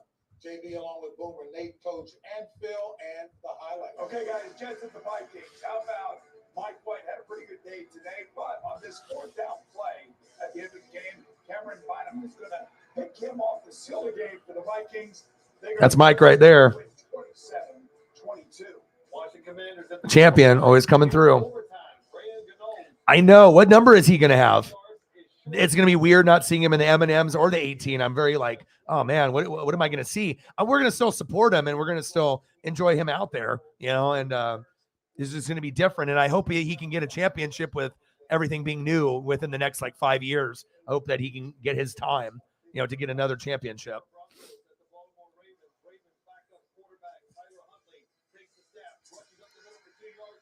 Yeah, I have noticed that. They're not really calling it though. I see a lot of guys flopping, some guys actually getting touched and others not so much. But yeah, I definitely have seen that too.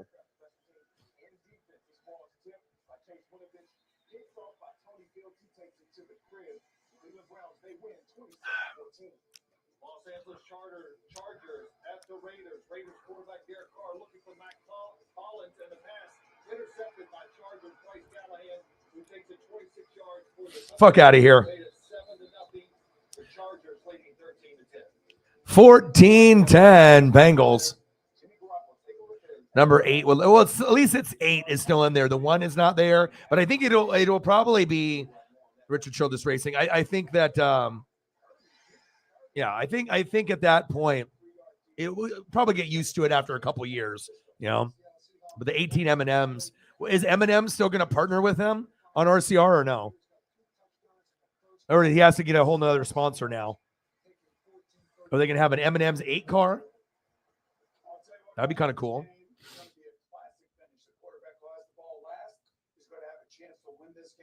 I like the fact that both teams are trying to run the football, and Samaje Perine has been a blessing for the Cincinnati Bengals in place of Joe Mixon. He shows toughness. He runs hard. And both of these quarterbacks, I just feel like they're going to explode here in the second half. Yeah. For KC, it's PPP, and I'm not talking about the loans. It's pick pressures properly. They blitz Joe Burrow 3 times. He's 3 for 350 yards. Under pressure twice. 2 for 2. Nate is so good at what he does. Like Good Morning Football didn't even deserve him. You know what I mean? He's fantastic. Because the thing is Nate is just real. You know what I mean? And then everyone else is fake. And it's just nice to be able to see Nate get that promotion and go to CBS. He's fucking so deserves, everything that he's getting. He's great on the panel.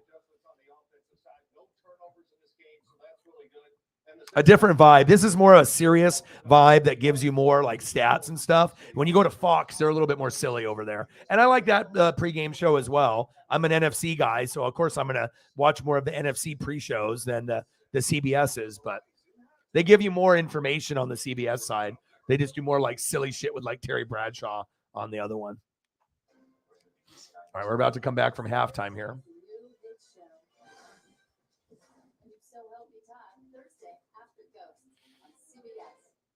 My daughter Skylar changed my life. Skylar saw me chase my dream. Oh, Christian Gonzalez. Ooh, I went. Oh, interesting. Okay.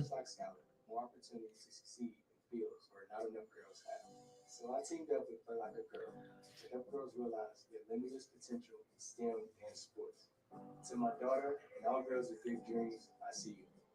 This is my cause and my pledge to your futures.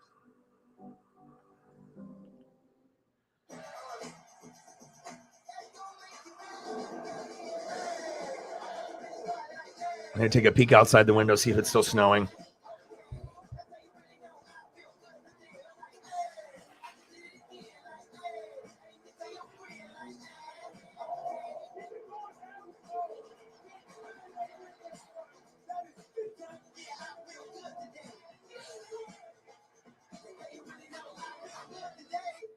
All right, looks like the snowing has stopped. But it was cool to get out in it for a second. It wasn't really sticking too much, but it was just nice to see. Usually we don't have a whole lot of snow. Not a whole lot of snow, but, once in a while we'll have some. All right, 14-10 Bengals. We're about to get going here in the third quarter. It's halftime in Cincinnati. Joe Burrow's thrown for a touchdown and rushed for another. I hope we get a big, explosive second half with a bunch of touchdowns from both guys. No M&Ms. That's what I figured. They were attached to that 18 car. Well, yeah, Colorado stinks. So if they get Dion, now they actually might be able to go to like a bowl game and be actually considered halfway decent. And they know that people are going to come because of Dion. So yeah, I bet. $5 holla. Thank you so much. I appreciate you very, very much. 40. We're almost halfway. Thank you so much. That's going to help. Bang, bang, bang. Boom, boom, boom. Bang, bang, bang. Is everyone getting this game local at your guys' house? I think this is pretty much the game that I think 95% of the country got. And I was right on the cusp because they were going to try to show another game, but luckily Oregon just was in that, just on the border. I was like, please, I don't want to watch a 30-second delay on this game. So thank you. I appreciate you. Bang, bang, bang, bang. Boom, boom, boom, boom. Bang, bang, bang, bang. Thank you. Speed Week. Did you watch the race? I know Brad Keselowski started to participate, but they were doing the night races and they were doing those cars. Did you watch any of that race? Did you go to that race? I know you were talking about that. Did you go to that? I saw some stuff on Twitter. It looked pretty sweet, but I didn't get a chance to watch all of that particular race. I'm not sure what channel that was on or if it was on TV, but all right, I'll get you some Joe Montana. Tech company's not the same as M&M's though, but hopefully they have a cool design and I wish them the best of luck. All right, let's get some Joe Montana up. I love Jimmy some Joe. Joe was my guy growing up, man. That was Joe Montana, Jerry Rice, and then Barry Sanders, Bo Jackson, and then Deion Sanders on the Niners. Those are and then Derek Thomas. Those are the guys.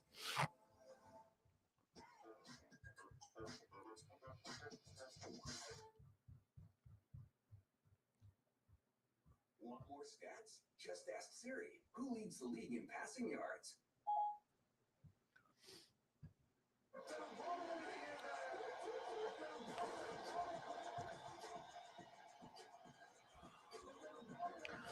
Joe Montana to Joe Burrow, baby. But again, Montana had 4 Super Bowl wins. Burrow has none, so has a long ways to go. 36 days. We mentioned at the end of the first half that Kelsey did not have a catch in the half. That had not happened in any half this season. The last time he didn't have a catch in a half. Thank you so much. Hopefully that'll start maybe a little dono train and we can get some more. I'm actually surprised more Chief fans aren't here. That's I kind of specifically do these streams, the extra one, for the Chiefs fans. And sometimes they show up, sometimes they don't. I know they're watching, but it'd be nice if we get a little bit more people to come through. But we'll find out. We'll see what happens in the second half. Because I'm not going to have a whole lot of time after this one's over. I got to end the stream, boom, and start prepping immediately as we get into the next game. So. Well, here's the thing. You remember how dominant Cincinnati was in those other 2 matches in the second half? Yes. Not allowed a touchdown in those 2 games. Well, talking about the top third quarter team in the Chiefs. All right, I got one more for you. Short return. All right, come on, Chiefs. Woo! Nothing like Joe Montana, baby. Looks great on the computer. Imagine if the internet was back out then. Oh my God, it would be so insane. Doing live play-by-play and reactions, going back in time and doing it for Joe Montana and doing Jerry Rice. My God, that'd be insane. Being able to put up pictures of Joe Montana and Jerry Rice and when calling the game. All right, here we go. Third quarter. First down and 10. Bengals 14, Kansas City 10. 14:56 left. Handoff on the first play. Pacheco, short gain. 3-yard gain from Isaiah Pacheco. Need to get points on this drive if possible.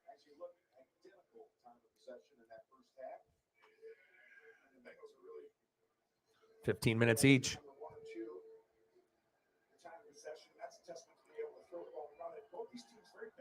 Yeah, I know. There might be Chiefs strictly doing Chief games, but do they know more than me on the Chiefs? I highly doubt it. 2nd down and 7. Oh, pass incomplete. I mean, you can be a Chief streamer, but that doesn't mean you know anything. You know, there's a lot of people that watch the games and they can be Chief fans, but as you Chief fans know, not every Chief fan is smart. You know, some are smart and some are stupid. They don't know things. Some are biased and some are not. Don't let a 2-year-old eat Cajun boiled peanuts. What happened? Did they get sick?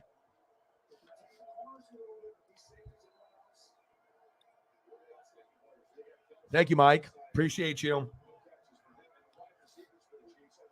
3rd down and 7. Shotgun set. Mahomes going deep. Got a man. Yes.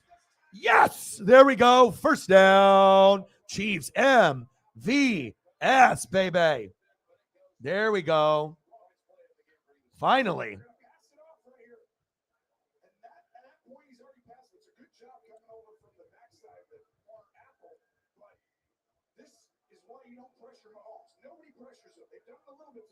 Patrick the Clone Mahomes dumping it right into the bread basket. MVS making up for that dumb shit in the first half. Nice job. 42-yard reception. 1st down, Kansas City. And Mike, I got your dono here in just a second. Play action fake. Kelsey, go, go, go, go, go. Yes, yes, yes. Coming like Daniel Bryan over here. There we go. 1st down, Chiefs. Let's get it, baby. This is the time. Let's go.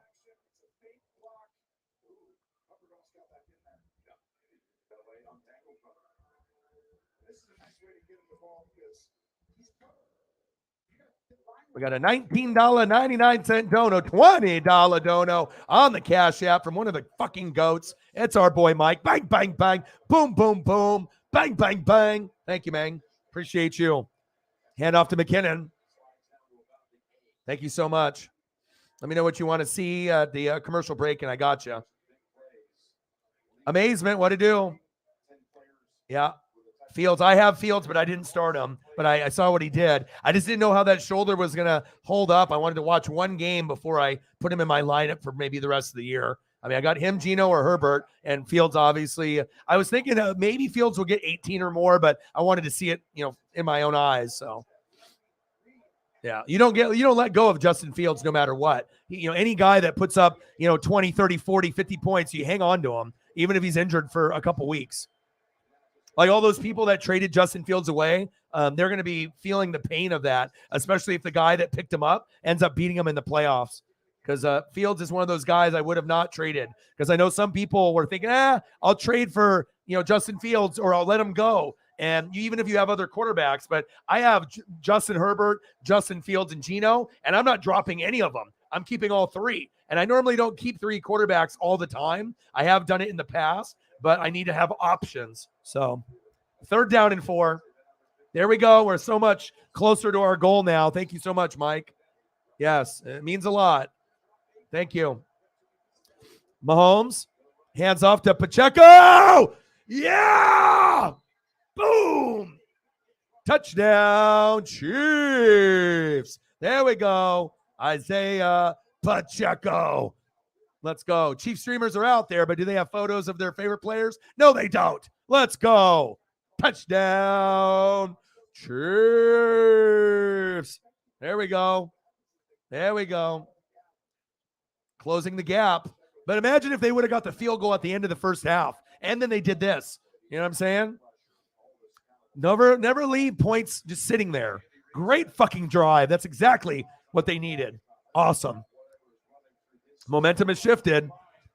Extra point is up, and it's good. I like gold. There we go. Love it. The best second half team in the NFL, the Kansas City Chiefs. Nice job.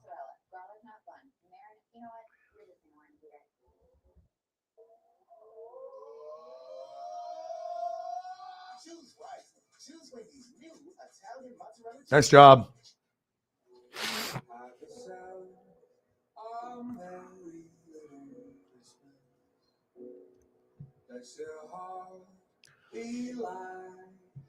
T-Mobile won't raise the price of your talk, text, and data. Oh my God. Yeah, you don't drop him no matter. Dude, anyone that scores like 40, there hasn't been very many breakout guys in fantasy. Geno Smith and Justin Fields, that's it. So, you never ever drop a guy just because even if he misses a couple games, what happens if the playoffs come around and he puts up a 40? You could win your league with Justin Fields. You should have consulted your boy. If you would have asked me that question, I would have told you hell no. And then you would still have him on your team. That's why you got to utilize me as a resource. It never hurts to ask before you end up dumping guys. I mean, I'm on the fantasy app 2 hours a day, every day, like forever. So I'm going to have the knowledge with that. That's how it's done.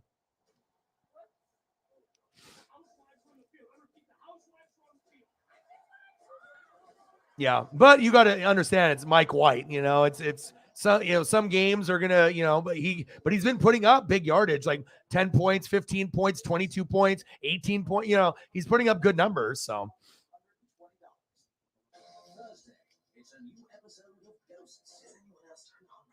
Oh yeah, yeah. Last 2 games, but I still think the Chiefs might end up winning the Super Bowl. Though they seem like. They have some weaknesses on their O-line and the D-line and the secondary, but when you end up having the coaching staff and Mahomes and Kelsey, that definitely can, shake things up a little bit. Yeah, but he never was on IR though. Justin Fields, they just had him, questionable. So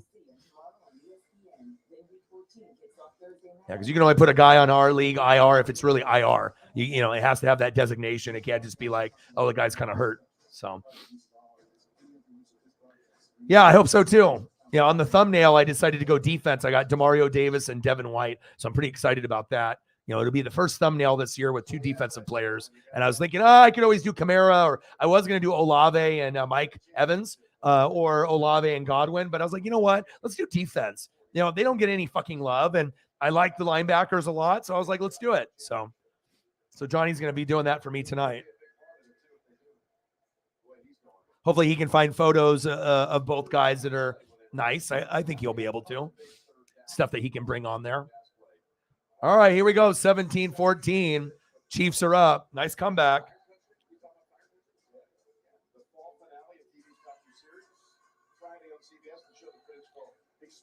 Thank you so much, Mike. Appreciate you. It's nice to have a goat step up for the other goats if they're not here. First down and 10. 17-14, Kansas City. Shotgun set for Burrow. Hands off to Pirine. Gang tackle. Gain of a couple. Good defense there by the Chiefs.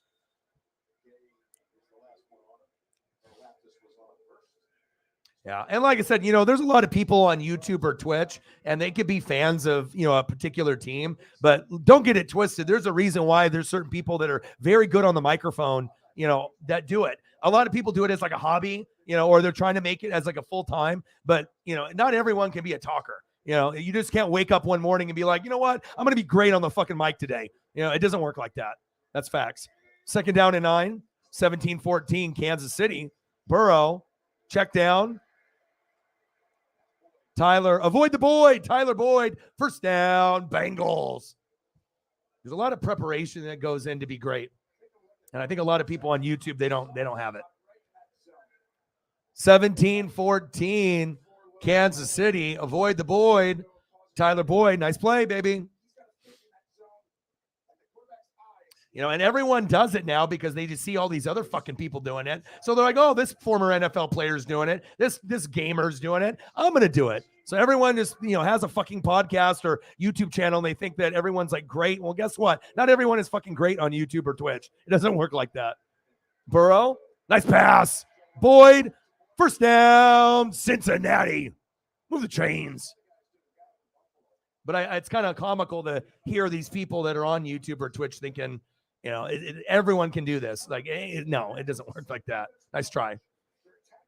Nice job, Joe. The Tiger King locking in. I see you. Nice job. Move the chains. 19 yards, Tyler Boyd. Burrow, halfback toss.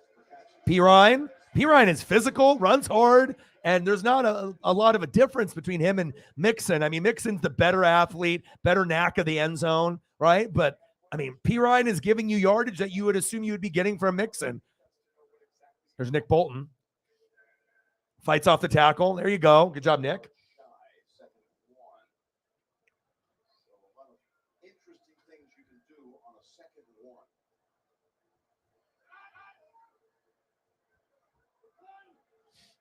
I appreciate you. Sneak. First down, Bengals. Move the chains.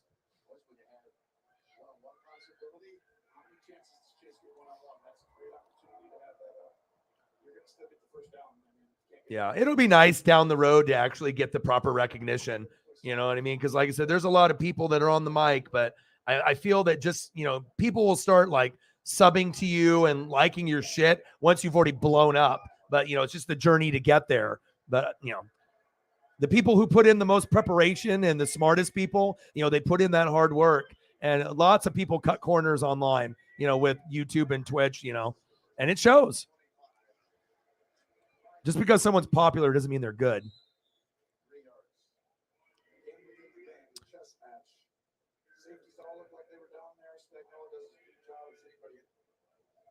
All right, here we go. Clock running down.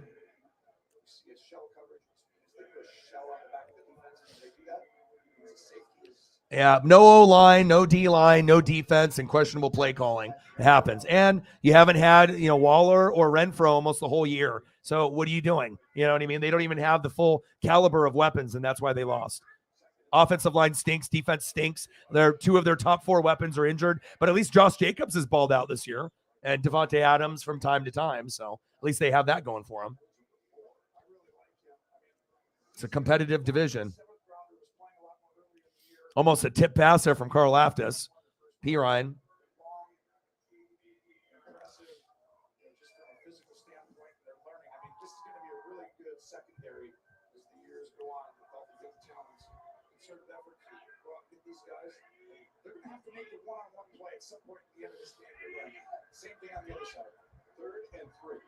All right, here we go. 3rd down and 3. Let's see if they hand the ball off or not. Nope. Floater wide open. Oh, he dropped it. Tyler Boyd, what are you doing? What happened to my hands? Tyler. Oh, no. Chiefs got bailed out there. Boyd, what happened? Oh, my God. It hit him on the helmet. Easiest touchdown ever. My God. Burrow's like, what the fuck? Tyler. Oh, my.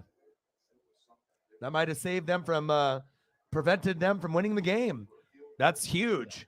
McPherson, line it up, baby.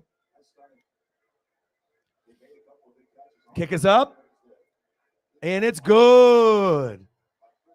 Yeah, but tied up is one thing, but they could have been ahead. Chiefs catch a break. Great game so far. I knew it would be. Let's go over some of the scores right now that are going on in our world, which we call the NFL. Let's take a peek. 17-17 tied up in the 3rd quarter. All right, so we got Seahawks 17, Rams 13 in the 3rd quarter, 2:36 to go. Hopefully Seattle wins. They deserve it. Niners 17, Dolphins 10. It's very back and forth. We'll see if the Dolphins can find a way to win on the road. Bengals and Chiefs, we're watching that here. Knotted up at 17. Raiders 17, Chargers 13. Come on, Herbert. I need some fantasy points. And then we got Steelers. These are all final scores. Steelers 19, Falcons 16, Packers 28, Bears 19, Lions 40, Jags 14, Vikings 27, Jets 22, even though they had 3 chances to score in the red zone at the end of the game and they failed on all 3. Commandos and Giants tie at 20 in overtime. Eagles 35, Titans 10, Ravens 10, Broncos 9, Browns 27, Texans 14, and then Bills 24, Patriots 10, Saints and Bucks on Monday night. So that's the little breakdown.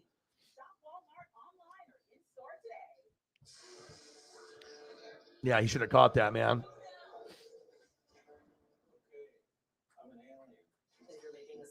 Yeah, Michigan, Georgia is more than likely what we're going to get. But I mean, I can't really see Georgia losing, honestly, to anybody. They're Michigan and Ohio State and TCU and Bama. They're all really, really good. But Georgia's like great this year. So I just don't know. And that's really amazing, too, because it's like in Alabama. You lose a lot of guys in the NFL, but you reload. And we saw Alabama do that every year, right?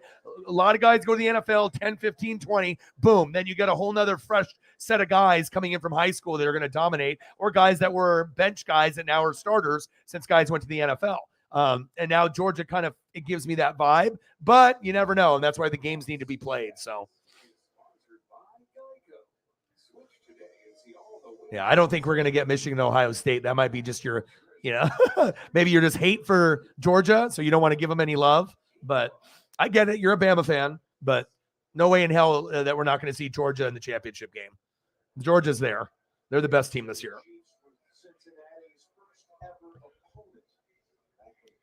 But if it ends up being Michigan, Ohio State, that would be insane. I'll tell you, that would be crazy. Then it would go down in like one of the craziest years in the NFL and college football. It's been wild this year. I just can't see that scenario in my head. Pacheco using the speed down the sideline. Great return from Isaiah Pacheco. Nice job, bud.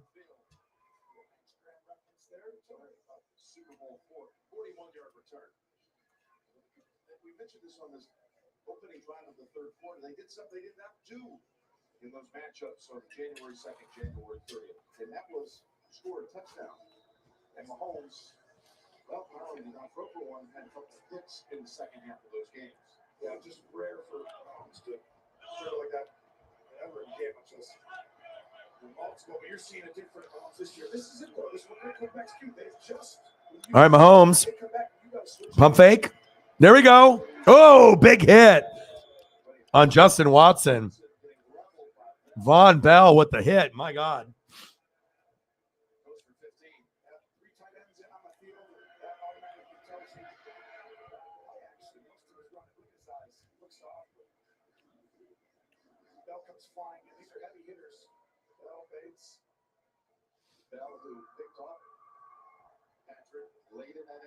At least Justin Watson hung on. Nice job.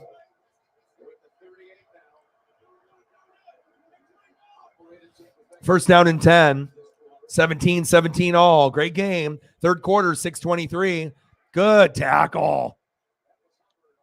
Hubbard's having a great year this year for the Bengals, giving them a lot of juice, a lot of energy.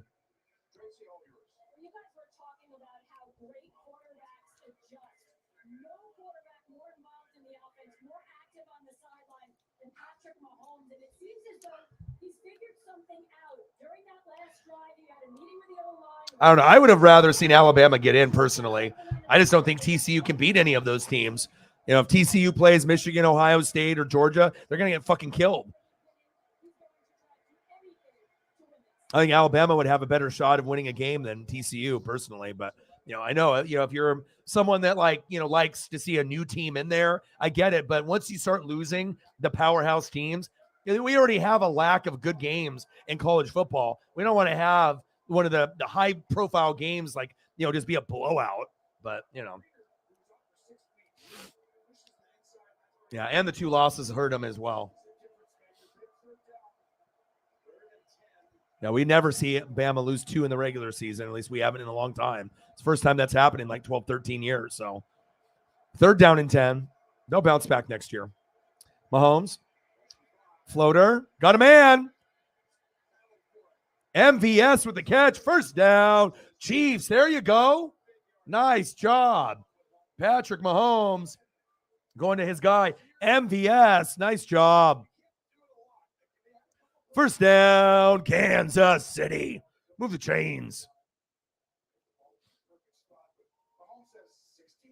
Yeah, you know what I'm saying? You don't have to love Alabama, but at first I think a lot of people felt that way. They're like, yeah, Alabama's not there. Now we get someone new. But if that new team isn't good enough to hang with the other 3, then what are you asking for? It's like, did you really want TCU over Alabama? I don't give a shit if Alabama's got 2 losses. They have a better chance of beating Michigan, Ohio State, or Georgia than any of those other borderline teams, USC, TCU. Fuck all those other teams. Bama actually has a chance to be on the same like talent level and coaching level than the other 3. You know what I mean? Like, I think that sometimes we want something, and then when we get it, we realize that's not what we want. At least for me. I want better quality games at the end. And maybe we'll have some crazy shit happen. I don't see TCU winning. I mean, they couldn't even beat fucking Kansas State, for Christ's sake. You know, they lost that game. So, you know, I mean, I do like the passion and energy that the quarterback brought with his interview, you know, crying and having that passion. But you know what I'm saying? Like, I don't know. We already have a lot of bad games. I wanted Bama to get in there with Ohio State. So TCU's media garbage. They're not doing shit. You know, I mean, TCU, how are they going to win? I can't play any scenario in my head. TCU wins a game. I just can't, you know, but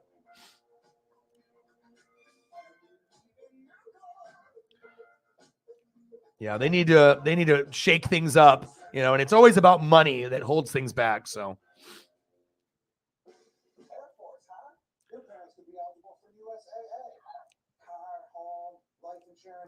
yeah, and Oregon State's defense is pretty good. Like their actual defense this year has stepped up, and their offensive weapons have actually played pretty good this year. Oregon State is not like this, oh, it's just Oregon State. Like, you know what I mean? Like if you can beat Oregon and you know you got like good players, Damian Martinez, the freshman running back, I'd definitely keep an eye out on him. But yeah, I mean, I'll watch the game for sure, and I'll try to do as many bowl games as I can. I'll have to get thumbnails for each one that I do. So I'll have to get them, you know, hopefully we'll get good donos so I can buy those to try to get more people to come. But I plan on trying to do as many as I can. I don't know how many total I'll do, but my goal is to do about 10 if I can. Like I really want to put in the grind. You know, I don't know how many I'll be able to do in a day, but I mean, 3 games is the most I can do in a day without just like obliterating myself. Like I need to be able to have a little bit of a break, and I got to have a voice, you know. But usually 1 or 2 is, especially if I'm recording almost every day. But if I have to do 3, if it's worth it, I will do it. So.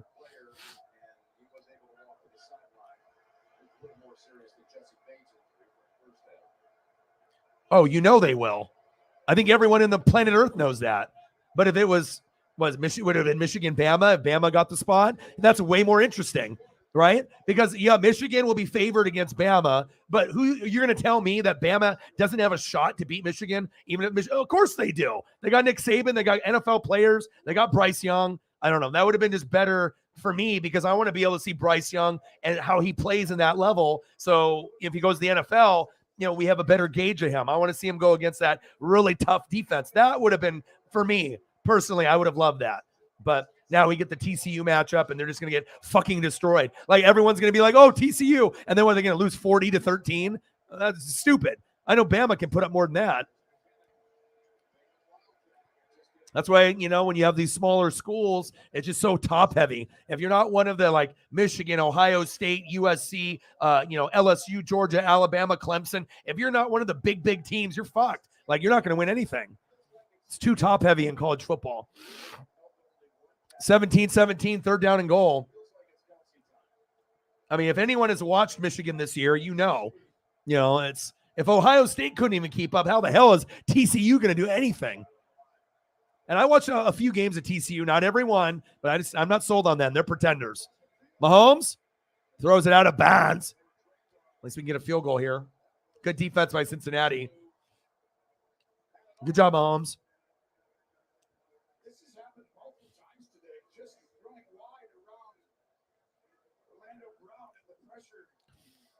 Orlando Brown, what are you doing?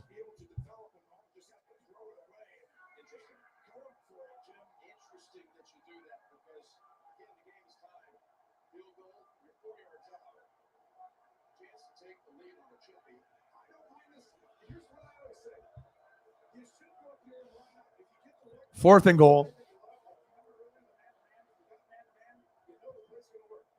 Yeah, why would they go for it here? Why are teams going for it? I hate this. Mike loves it because it's like Madden, right? You know, the game has changed, but God, I hate this, man. I hate when you leave opportunities like, yeah, it sounds sexy and great to get a touchdown, But what if you don't? And what if you lose by 3 at the end of the game? And this could have been a defining moment. Shotgun set, 4th and goal. Mahomes, pump fake, run! Oh, Jordan! And he fumbled. Uh-oh. Touchdown, Patrick Mahomes. Wow, he Air Jordan that bitch. That was awesome.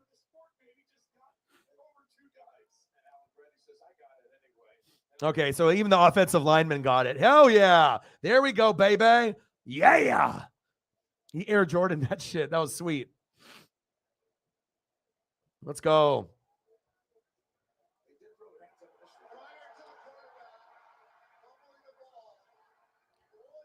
Touchdown, Kansas City. I don't think analytics is taking over the NFL because they don't use them. You know what I mean? Like baseball, basketball, football. I mean, you have to look at like percentages. You know what I mean? There's a proper time to do everything.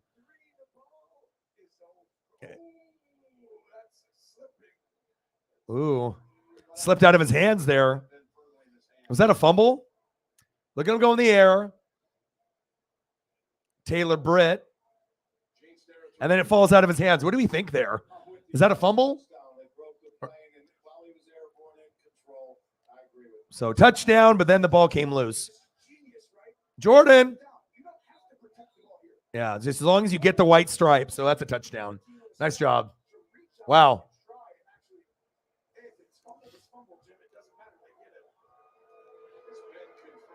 I mean, yeah, it can work out, but I mean, realistically, that type of stuff only works out 10% of the time. So that was the one time where it worked.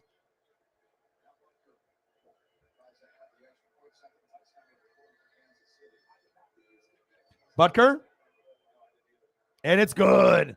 And I get it. Sometimes you have to take chances, but I like it when it's, you're playing it smart. If you play it smart, you end up winning the game 90% of the time. You take risks, sometimes it works out, but a lot of times it doesn't. But right there, it did. 24-17 Chiefs. Niners, 23-10 Dolphins. Niners are starting to flex.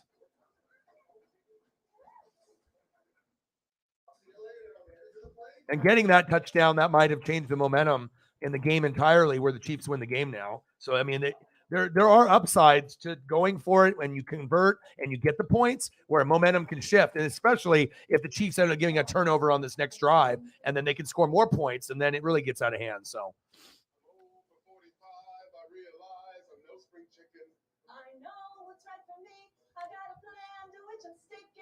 Nice job by Mahomes.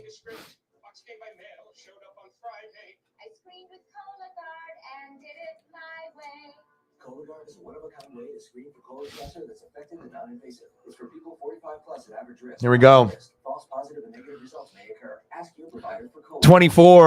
24-17 Chiefs. What a good game. It's like a battle of the first half and the second half. First half was pretty much dominated by a good chunk of Cincinnati, and then taking risks. At least it panned out there. But you're also seeing the Bengals take risks as well, because I think they both know we're two of the best teams in the AFC. Sometimes we're going to have to try to outsmart each other or try to go for it and just try to, see if the other coach is willing to have the proper play on that defense. So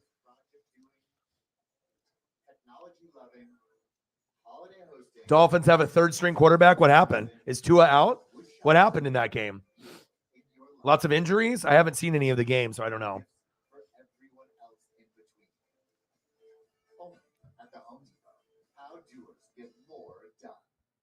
Domino's online carryout deal includes all your favorites for just $7.99 each. All right, Burrow, your turn. Dips and twists, $7.99. 8-piece rings, $7.99. large one-topping pizzas. $7.99. The only place to get this deal. Domino's. The NFL on CBS is sponsored by Domino's. Get great deals on pizza, bread twists, chicken desserts, and more. And by Best Buy. Get gifts fast as soon as today. They're still celebrating the Big Red Machine in this great city of Cincinnati. The Reds Fest took place in this town over the weekend. Some of the old great players of yesteryear, George Foster, Tom Hume, Bobby Eastwood. They all gathered last night at Jeff Ruby's famous steakhouse in town, and they're celebrating the good days and what a team that was and how they're all fans of the Bengals, and how they know how this community can rally around a team that unifies. We've seen in some of these cities, but there's so much pride in this Bengals team when they're going like this, and you see there's a stretch coming up for a long time with Burrow at quarterback. I agree with you. I mean, we felt the energy coming in here, and it was loud pregame, and it was like, this was a play. Yeah, you wouldn't ever. Yeah, I just try to see the game as more of a coach, me personally. So, screen pass, P. Ryan. Good defense. Chiefs need to get a good stop, and obviously Cincinnati has to try to respond with at least a field goal on this drive or the next, just to kind of keep the flow, the ebb and flow of the game. You don't have to score on every drive, but especially after a Mahomes play like that, you don't want to just like coast. You know, you got to be aggressive here. So hopefully they try to get the ball to Jamar Chase. Let's go. Good game so far, 24-17, Kansas City.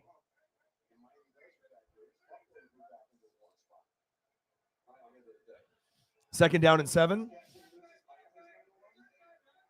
Man in motion. Resets. Shotgun set. Burrow steps up in the pocket. Floater. Got a man. And just like that, you ask and you shall receive. O-Dog says, I need Jamar Chase. Next play, Jamar Chase. First down, Cincinnati. ESP all day, every day. Let's get it. Nice job.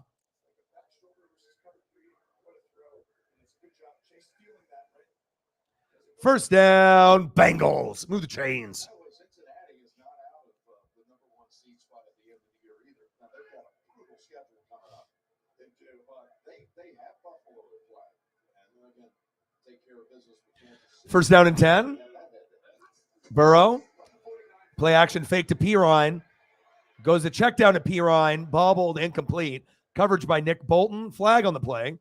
See what happens here. I'm not sure if this is a hold on the Bengal O-line, but I would assume it is. Either a legal shift or a holding. Let's see. Yep, it's on them.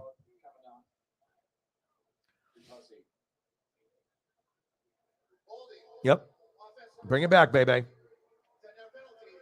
17-16 Seattle. Come on.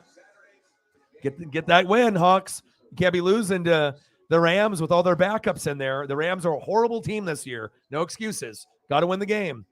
Seattle is like a fringe playoff team. They're good. They're not a bad team this year. The Rams are horrible. Cannot lose to them. First down and 20. Shotgun set. Burrow. Nice pass. Very smooth. Hayden Hurst, the lumberjack. First down. Bengals. Move the chains. Burrow, the Tiger King, going to his lumberjack, Hayden Hurst. First down, Cincinnati. Second down and 7 for the Bengals. 16 for 20, 206 and a TD. Unbelievable.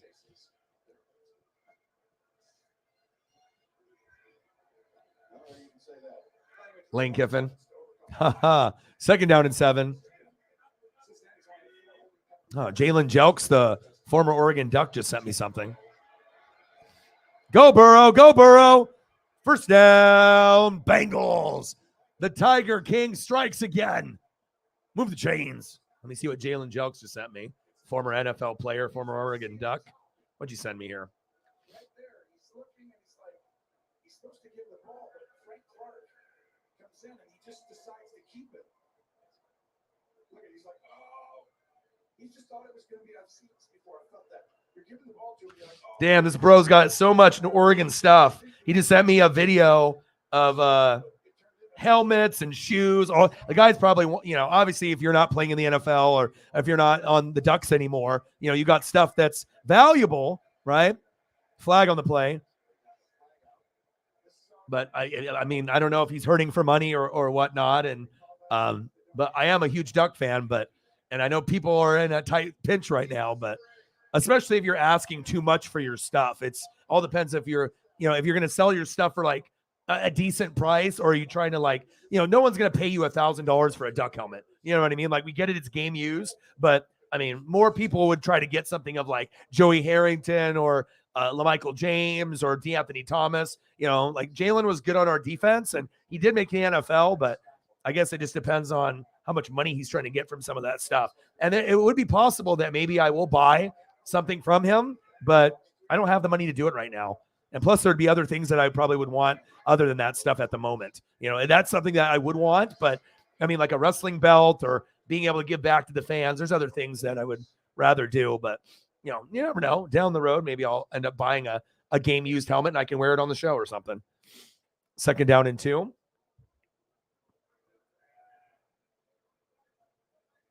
30 seconds of the third quarter with the Chiefs outscoring Cincinnati 14-3 in the third. They have been dominant in this quarter this year. Kansas City is. They do. It's kind of crazy how people will know you. Like, I'm not even famous or big net, like I'm not like well known in the United States yet. Like, I'm not like, like some kind of global phenomenon or, we're just kind of, we're on the cusp of like blowing up, but we're not there yet.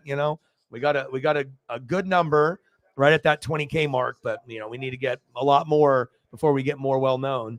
And, but it is kind of cool to be able to have that relationship, with certain people. Kansas City 24, Bengals 17, end of the third quarter. Good game so far. And to go for that 4th down, which I hate, Mike loves, that might have been the deciding factor in this game, because just depending on how the rest of the ebb and flow of the game goes, but taking a risk like that and being on the road, that might have been the right decision for them at that particular time. And they might end up winning because of that 4th down conversion. So Tua and Tyreek hook up. Good. Because like I said, we already know that, the Dolphins are legit, Titans and the Bengals. They're the biggest threat to the Bills and the Chiefs, right? But like I said, I think the Niners are built tough. And even though Elijah Mitchell got hurt again, I am excited to see how far San Francisco goes with their roster. And we already know Jimmy's not great, but with this particular team and adding Christian McCaffrey, I mean, they could overachieve and get to the NFC Championship game against Philadelphia. I could definitely see that happening, unless they play Philadelphia prior to the NFC Championship game. So just depending on how the brackets all play out. So excited for this playoffs.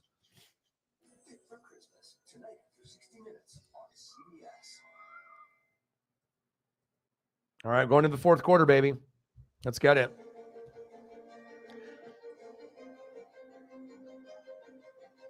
I just gave him a 100. Now he just sent me another message. Let's see what he says.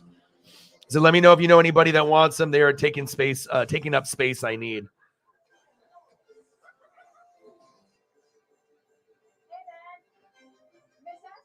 Reflect on the past, celebrate the future. This season with Audi. Yeah, so I don't know if it's like a storage locker or whatever that he's got, or he's got space where he wants to put more stuff, but it's like his closet, and he shows me all his jerseys, and then you look up and there's like a bunch of Nike boxes, and there's like 4 or 5 helmets. So I mean, if I could end up getting a helmet for a decent price, but I mean, if he's wanting like 500 or more, I'm not going to pay that. You know what I mean? But if you're going to give me a deal where I can get like a game used helmet for, maybe $250, $300, then maybe I'll do it, but if you're wanting 500 to 1,500, I can't afford that, and a lot of Duck fans aren't going to pay that much unless it's like LaMichael James or D'Anthony Thomas or Marcus Mariota or Justin Herbert. Then they'll dish out more money. But yeah, I mean, I kind of want to help him out, but again, I don't have the extra funds for that right now. So, but that's cool.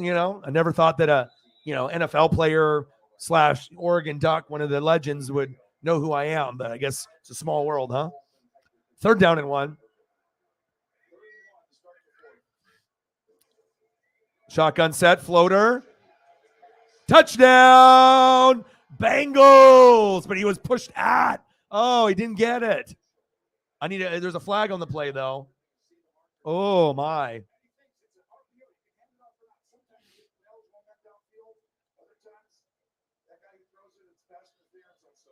Yeah. Is it PI? Let's see what it is right here. Illegal man downfield. What is it? Ineligible. Fuck. 5-yard penalty. Oh my gosh, you should. Is it close? Where is it? Is it close to you?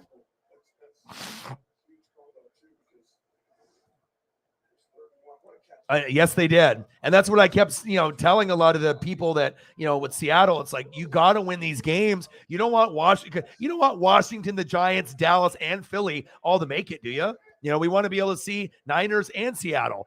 I mean, Seattle's been really fun to watch. Geno's been a great story this year. Tariq Woolen, Charles Cross, Abraham Lucas, Kenneth Walker. I mean, they had an amazing draft, and it's showing that, to get Kenneth Walker, Abraham Lucas, Charles Cross, Tariq Woolen, and Kobe Bryant in one draft, that's pretty crazy.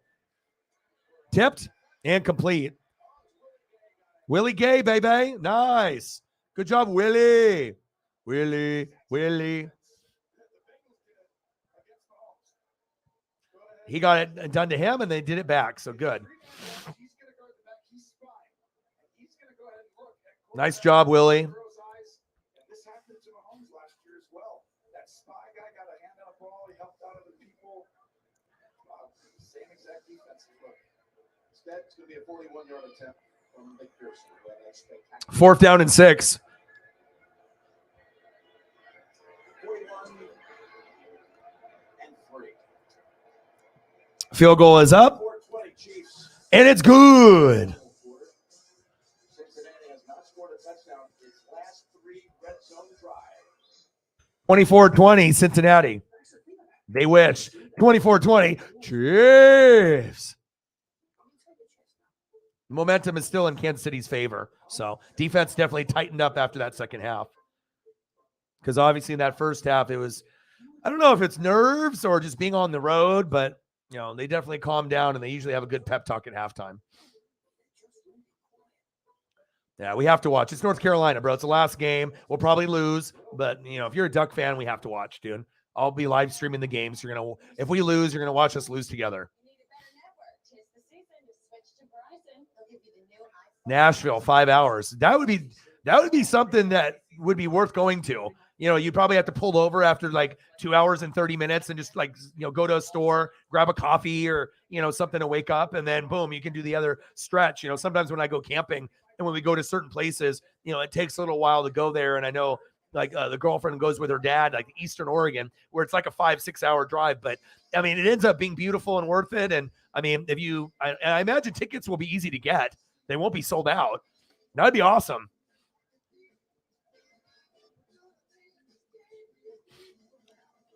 Yeah, well, you're playing a good team. What's for dinner, man? What's good? What'd you order me? What's for din? What is for din? DK, have it your way. You rule. Damn it. All right. Plenty of time for more scoring.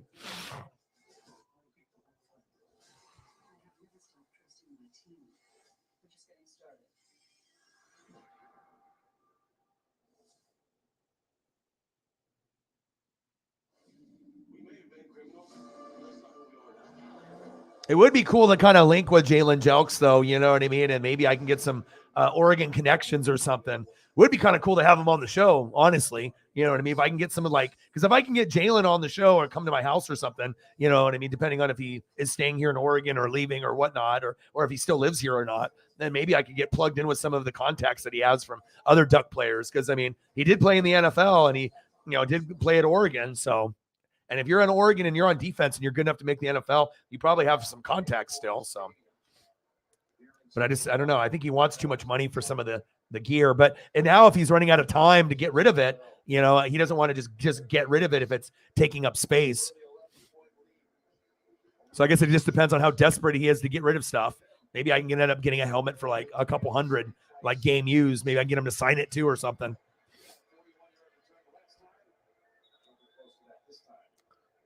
The Pizza Hut, huh? The Pizza. Yeah. Lamar injured. Although the Ravens aren't better than the Bengals anyway, so it doesn't matter.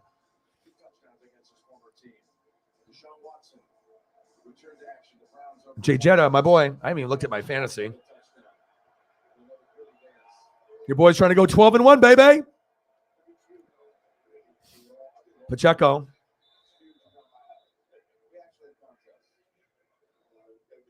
Oh, damn. It's really close now. I'm only projected to win by 1 point. That's not good. Herbert's not doing good for me. God damn it. Come on, Herbert.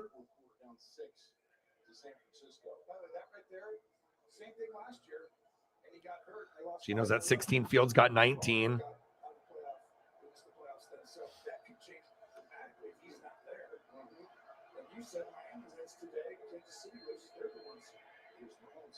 Shit, I might lose. It's only like 1 point difference. Ball came out.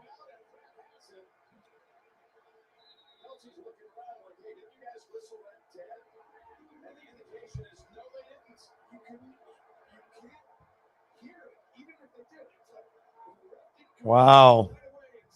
Von Bell, Uncle Mo. Come on, Herbert. You need to get me to at least 18 points, bro. I'm at 7.74. I could have started Geno Smith or Fields over you.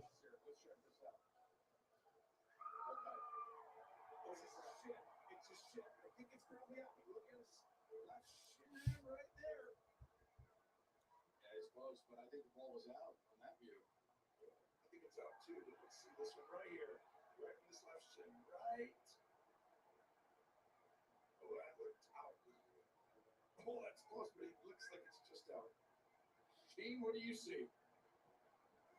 That's a fumble. Damn, that's a fumble. Because Kelsey's fighting and still moving forward when he's turned and contorted, but I agree with you, the ball's out before his shin hits the ground. Yeah.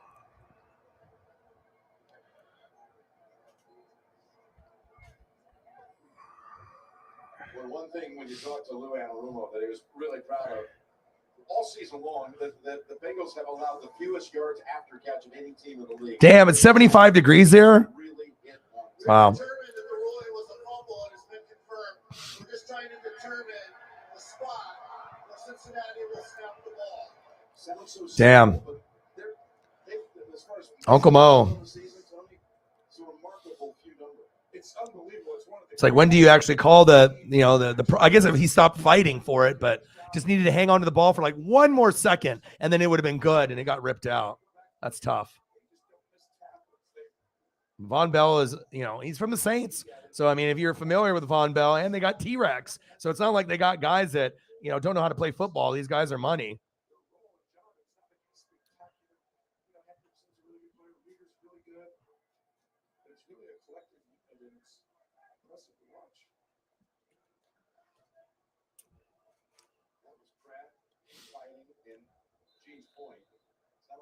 Point. 24-20, Chiefs are up. Good game so far.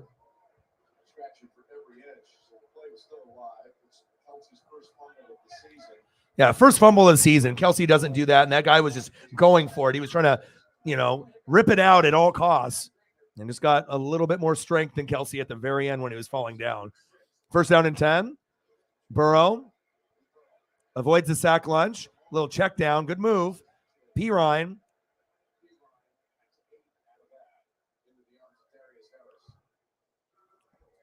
Eight-yard gain for Samaje Pirine.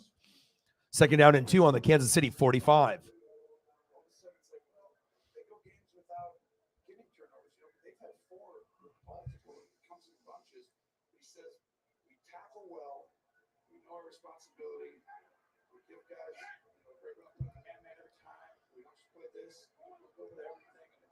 Second down and 2. What a fun game. I knew this was going to be a good game, and I'm really happy that they decided to show it in Oregon. I was like, this is one of the best matchups all year. Like, why wouldn't I want to watch this? Shotgun set. Burrow. Check down. Pirine. Shake and bake. Nice. Pirine's been great for them. Guy has money.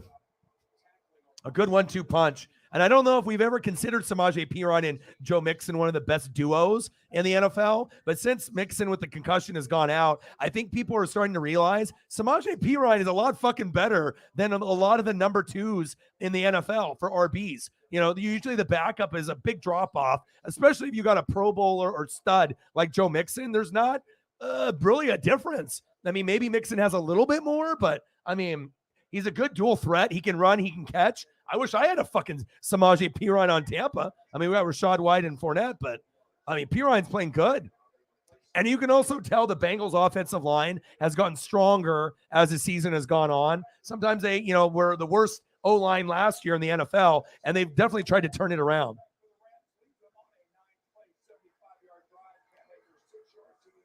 Rams just scored. Uh-oh. Seattle running out of time. 23-20. 2:56 left. Seattle, you better not lose to the Rams. If you lose to the Rams and keep losing these games, you're going to miss the playoffs. And the Giants and Washington and Cowboys and Eagles are all going to get in. Burrow, 2nd and 7, floater, got a man. Oh, just out of reach for T. Higgins. Joey Burr, the Tiger King, going to his boy, T. Higgins. Got tripped up a little bit there. Just out of reach. Take a look. Chase is down here. Higgins up there. He has a choice. And he chooses. Probably shouldn't have went to Jamar Chase. You don't get that many opportunities for Chase one-on-one. I know Higgins is special too, but you can't go wrong anyway. Odin's son. Hey, you're losing weight. 3rd down and 7. Odin's son, my boy.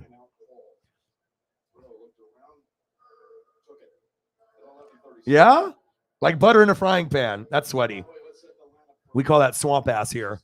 But yeah, we don't really get, obviously if you're in Alabama or Nolens, if you're in the South, everyone's got the swamp ass down there. It's just hot. Muggy.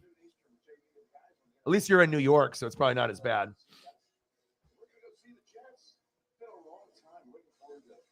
Seeing this team, I've seen them since 2019 when the Jets played the Cowboys in October of 2019. 24-20, Kansas City. 11:36 left. This game could go either way. Fantastic matchup with both of these teams. Not the best day for Mahomes, but again, when you play the better teams, you're not going to throw up 40 or 50 points against a team that could make the AFC Championship game against you. Or this could be a playoff preview again. Like, I would not be shocked if we see these teams playing in the playoffs. Shotgun set. Burrow. Check down. Diving for it. Pirine. First down. Bengals. I think he got it too. First down. Cincinnati. Pirine is very shifty. Have you noticed that? Like his lateral movement from left to right and jump cuts. He's really, I don't know what it is. Like he's a lot more athletic than he looks. Like he looks like he'd just be kind of an average back, like a normal RB2 or RB3. But, he definitely has a lot more skill set and more valuable, I think, than most people understood. There is no drop off once he goes in the game for Mixon. And they still give him the ball. Look at this. Reliable dog. I see you. Pirine, that's flag on the play. Maybe a hold.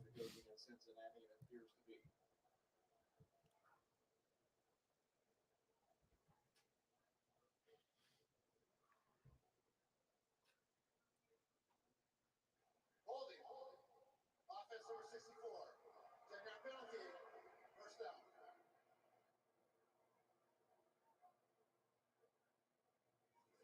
That's going to be on Ted Karras. He's the center. But watch this safety back here. He's the guy double teaming out there on Chase. But that's the guy who's got to make the tackle on the back. That's why you hand it off. Because he's the free guy. So when you think about it, Jim, it's like runner pass well, and you're double teaming. That guy's deep. You're right. All right, here we go. First down and 18 after the penalty. Shotgun set. Burrow steps up in the pocket, pump fakes, looking for a receiver downfield, decides to scramble, stiff arm. Got caught from behind by Carlos Dunlap, but a decent gain for Burrow on that play. Second down and 13. Run for 5 yards for Joey B.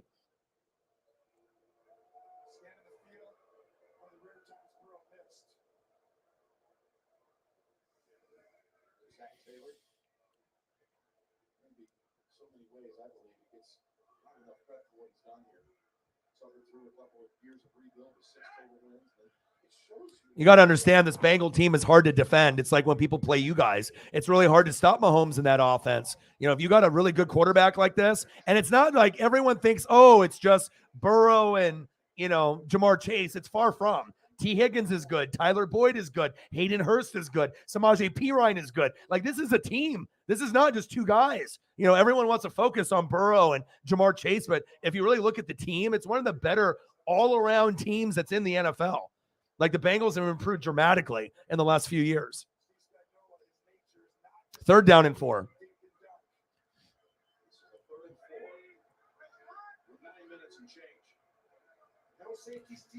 Shotgun set. Burrow. Check down. Ooh, big hit. 1st down, Bengals. That might be helmet to helmet. Boyd with the catch. Nice job for hanging on there, Tyler. I think he got that 1st down as well.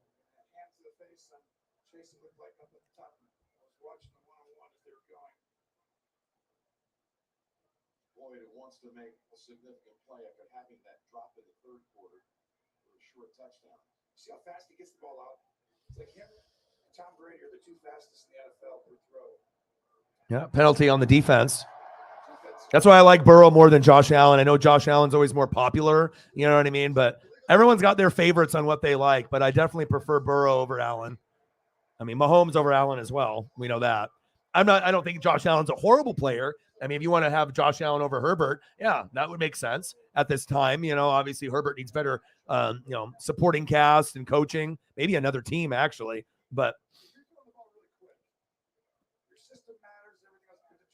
I don't know. I think this Josh Allen's just a little too careless for me.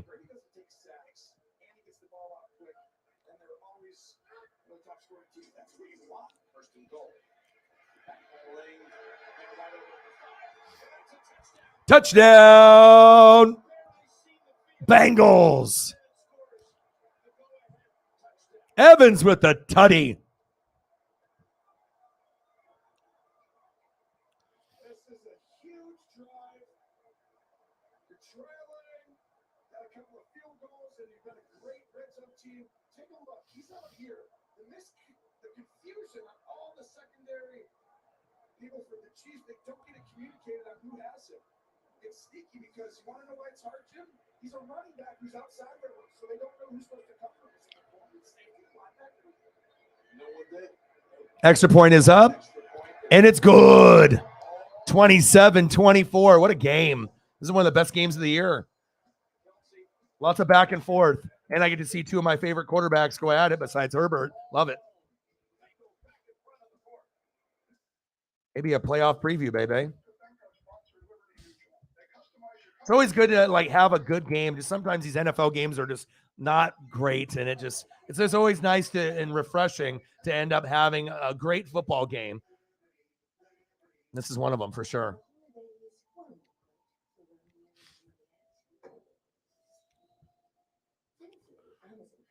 Minute 50 left in that game. It folds.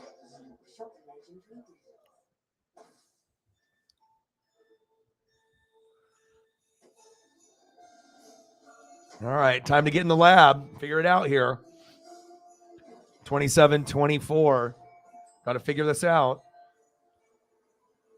And it kind of makes you feel, fuck, if they didn't go for that touchdown, where the score would be right now. And maybe that's why they felt that momentum starting to shift. But, there's a time and a place to go for it on 4th down. I still don't agree with the decision. But, again, you're still in reach of winning the game. It might just come down to whoever has the fucking ball last who wins this game, That's where it might come down to. Got to get Travis Kelce involved. It's just, if you don't got Travis Kelce involved, it's tough to win games. You got to get him the football.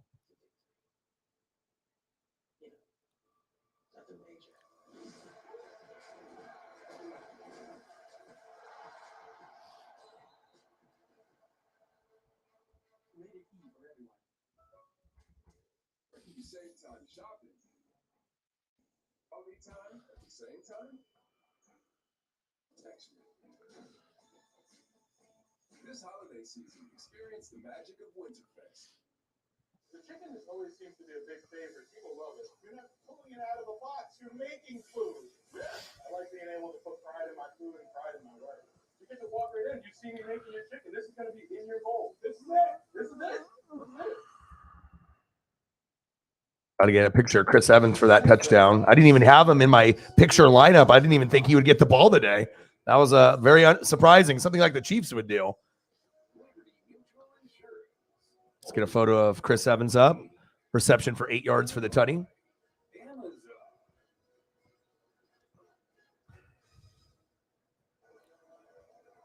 back in Cincinnati, and the Bengals have put up 10 points here. 27-24. 27-24. Bengals. Very similar kind of scoring and pace of the game that was Big 17 last year. This will be a touchback as the Chiefs now have a win streak of games in November and December on the line. 26 consecutive wins in those months. 27-24 Cincinnati. Hell of a game. One of the best ones of the year, back and forth. Sometimes you want a little bit more scoring, but again, you have to assume the defenses are going to try to clamp down on a few possessions. But let's be honest, Joe Burrow and Patrick Mahomes are very tough to go against. It's almost impossible. You might get them a couple times, but eventually they're going to get you. Mahomes, shotgun set, screen pass. There we go. Give it to Kelsey. There we go. Fight, fight, fight. There we go. 6-yard gain for Travis Kelsey.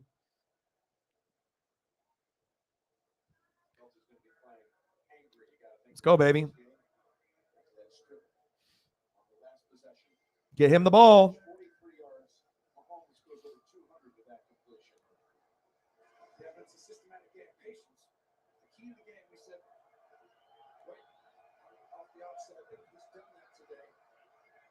Second down and 4, 27-24. Bengals, 8:18 left in the fourth quarter. Mahomes hands off to Pacheco, fighting for yards, just short of the first down marker.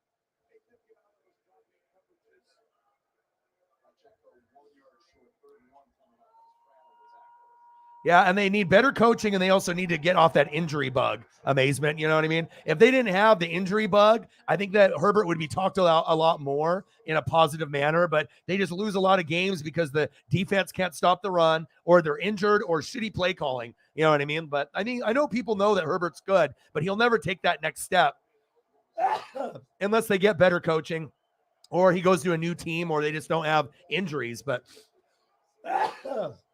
Chargers are kind of cursed with that. Pacheco again. First down, Chiefs. Move the chains.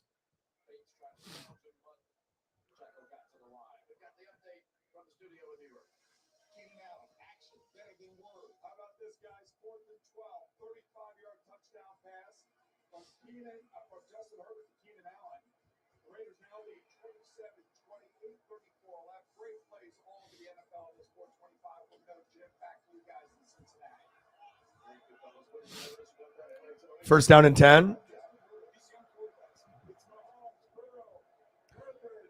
There we go. Kelsey, baby. First down, Chiefs. There we go. You poked the bear, baby. You poked the bear, baby. Let's go. Let's go.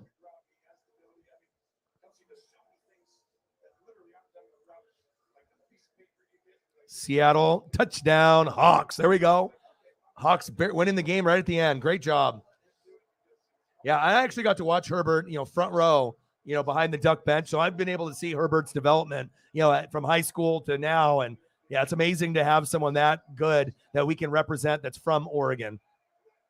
Didn't live too far away from Eugene, for obviously Sheldon High School, and then being there with the Ducks. It's cool to have a hometown kid that actually panned out.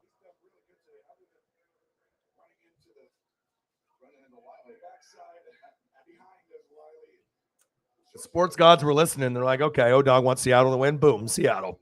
There we go. 27-24. All you got to do is not give up a touchdown, and you win, and you're good. Second down and 4. Mahomes hands off to Pacheco again. Close to the first down marker. I think he got it. This is a really interesting time right here. This clock will start to run, and this game will get shortened in a hurry if you run the football. I mean, you can get this down to 2 minutes and never let Burrow touch the ball again. If you can literally 5-yard runs, 5-yard 27-24 Bengals.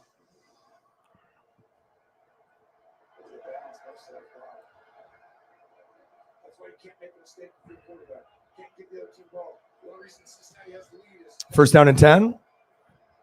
Shotgun set. Mahomes got plenty of time. Avoids the sack lunch. T-Rex is chasing him down. Throws it away. Really disciplined containment. This is one of the keys against Mahomes is contain, but don't allow him to take it out past the sideline. And you see the athleticism for such a big guy. Hubbard on the other side, 94. Hendrickson there. That's what's giving him a little trouble. He's trying to move outside the pocket. These guys are long, tall, and still can run. They're great ends. Yes, they are. Second and 10. A 27-24 ball game. Cincinnati. The same final score. The same score as the final of the AFC. 27-24. Check down to Pacheco. No, it's McKinnon. Early traffic's got 7. They're behind Humphrey. Now 33. Let's call it. Coming up. Third down and 3 on the Cincinnati 33. Nice 8-play drive, 42 yards, 4 minutes and counting.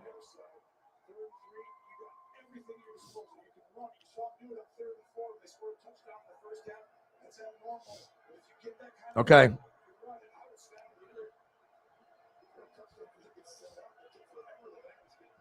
Third down and 3. Big play of the game right here. One of the biggest of the game. Shotgun set. Mahomes. Pressure coming. Avoids the sack. And gets tripped up from behind. Wow. Great defense there by Cincinnati. Osai.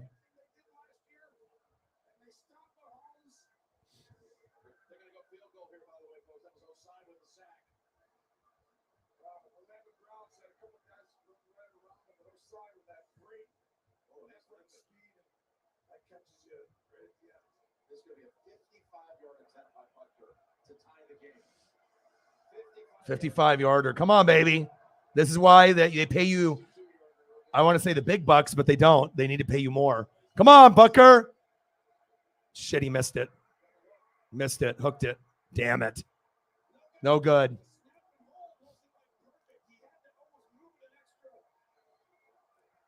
Tommy.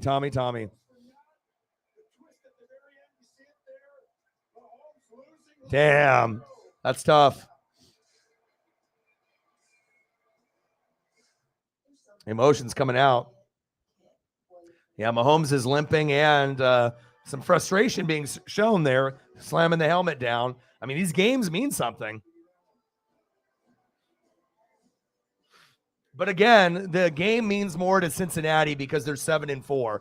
The Chiefs are 9-2. If they go to 9-3, they're fine. You know what I mean? But if the Bengals drop to 7-5, that's not good, you know, based on where they're sitting at in the division with the Ravens, as far as like being an AFC contender. So, I mean, if the Bengals do end up winning at home, it's kind of expected, you know, based on, you know, what's going on. I mean, you hope as a Chief fan that you can find a way, but again, they kind of have your number from last year and you have to play a perfect game against them, especially if you're going to go into their house and beat them. So it's not over yet, but we'll see how it goes there. Big missed field goal.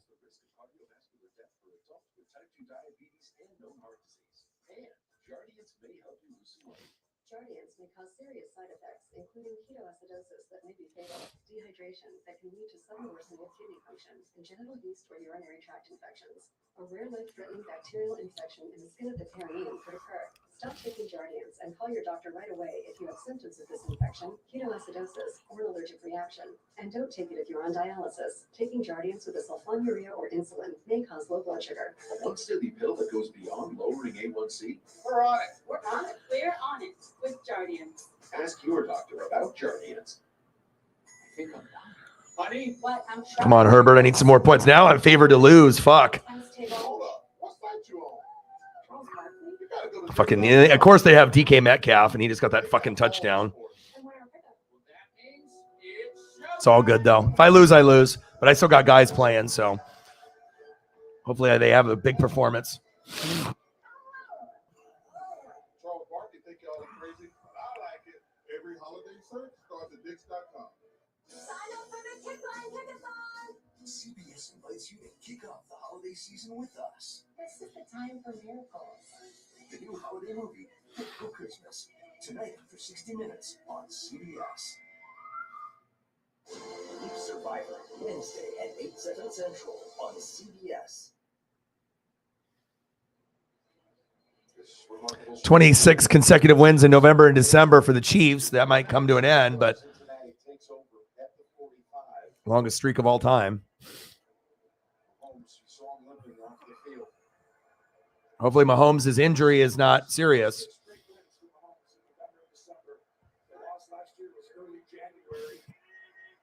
First down and 10.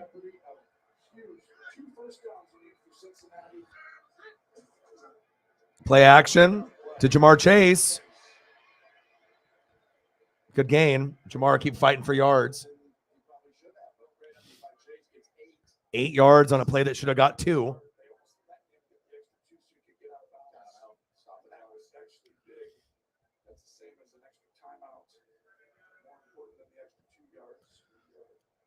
I wonder if it's an ankle or what's going on with Mahomes there.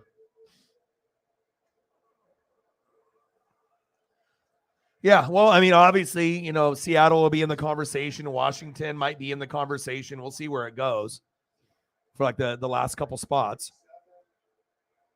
But we already know, I mean, more than likely Eagles, right? Cowboys, Giants, Washington, right? Tampa Bay, Seattle, the Niners, Minnesota Vikings. Those are the teams. So it's pretty much the Tampa Bay Bucks, more than likely, all 4 NFC East teams, the Niners and the Seahawks, and then the Vikings in the North. So only 2 teams, besides, Tampa Bay and Minnesota. There should only be 1 team each in the North and the South. And then you might get 3 or 4 in the, NFC East, who's the NFC Beast now, not the NFC Least. And you should get 2 in the West with the Niners and Seattle. It's got to keep winning games.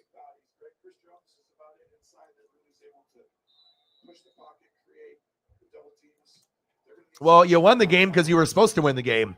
You're the better team. They got no Aaron Donald. They got no Cooper Kupp, no Matthew Stafford. I mean, there's no excuses. You got to win the game. And you should have won the game, and you won the game. That's how you won.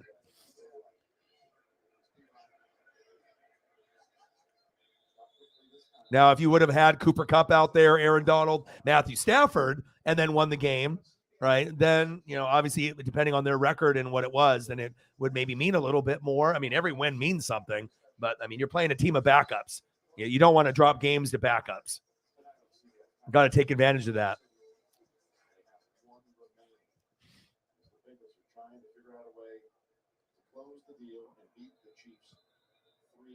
I don't know. There's a lot of guys. You got Tyreek, you got Waddle. They've been playing very, very good this year, right? And then you got Jamar Chase and obviously Justin Jefferson and then Devontae, But if you're looking at the stats, even though Waddle might not be considered a top 5 receiver overall, his numbers have suggested that, Tua has been able to get those guys the ball. But, I mean, I like Justin Jefferson and Jamar Chase. And then you got, the 2 best, obviously from the past, Devontae and Tyreek, and the 2 guys that are new, Jamar Chase and Justin Jefferson. So those would be my top 4. I think Stephon Diggs is close, and Mike Evans and a few others, but those would be my 4. Burrow?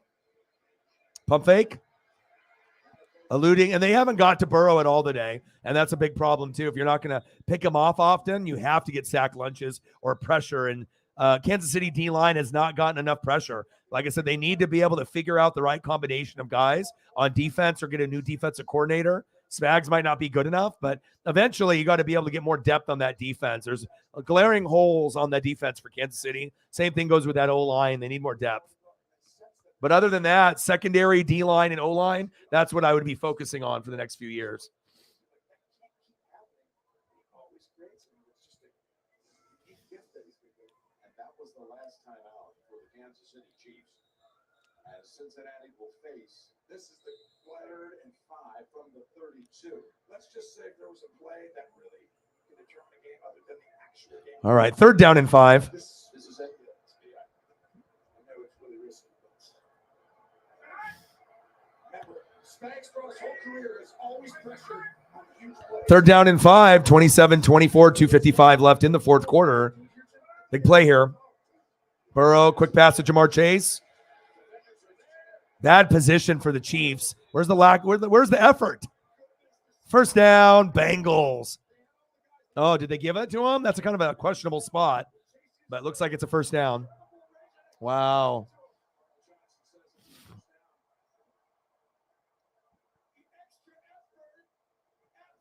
Oh, he got it.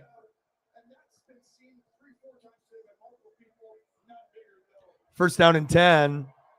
Bengals. Looks like the Bengals are going to squeak this game out.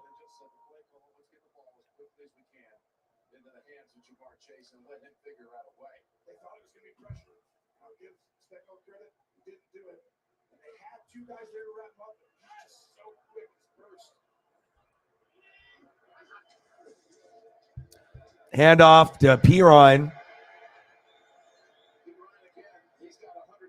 100-yard game.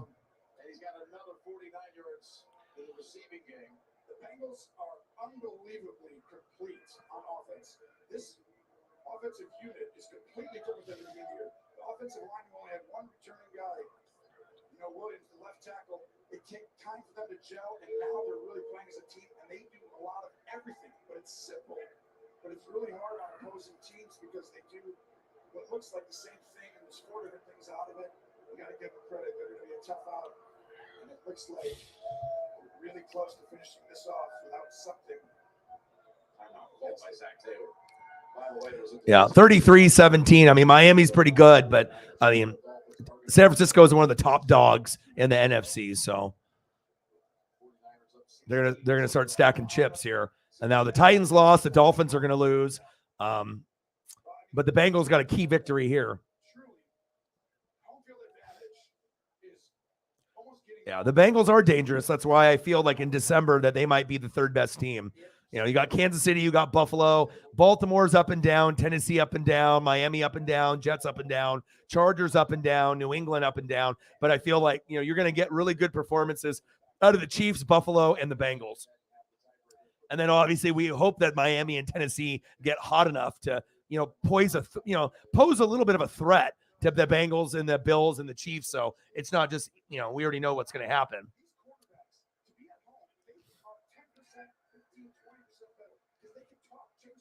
Yeah, and the Bengals are winning this game without Joe Mixon. That's a big deal.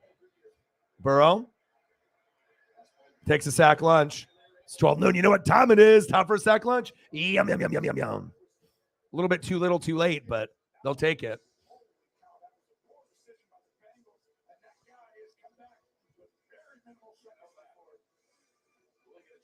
Two-minute warning.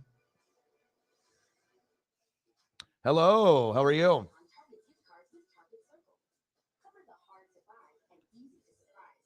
All right, we got 2-minute warning here for Joe Burrow.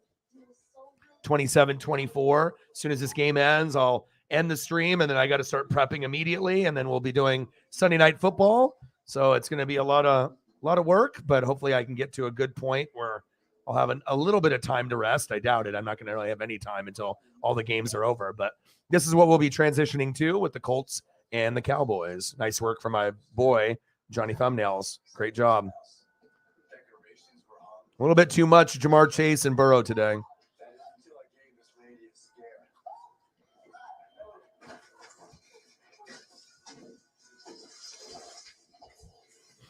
Oh, baby shower.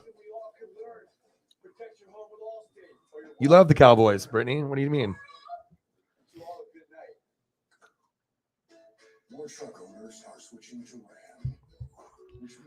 Yeah, I don't know what we're going to get out of that Colts Cowboy game. I mean, it might be a blowout, but I hope it ends up being like somewhat competitive, at least a little bit. But we'll have to wait and find out. I mean, the Cowboys are going to bring it, but I'm not really sure what we're going to get from the Colts today.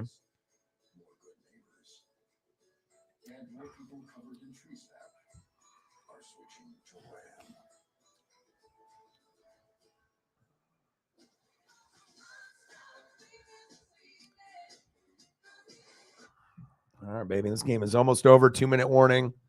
Let's go. Shout out to my boy, Johnny. You the man. You the man.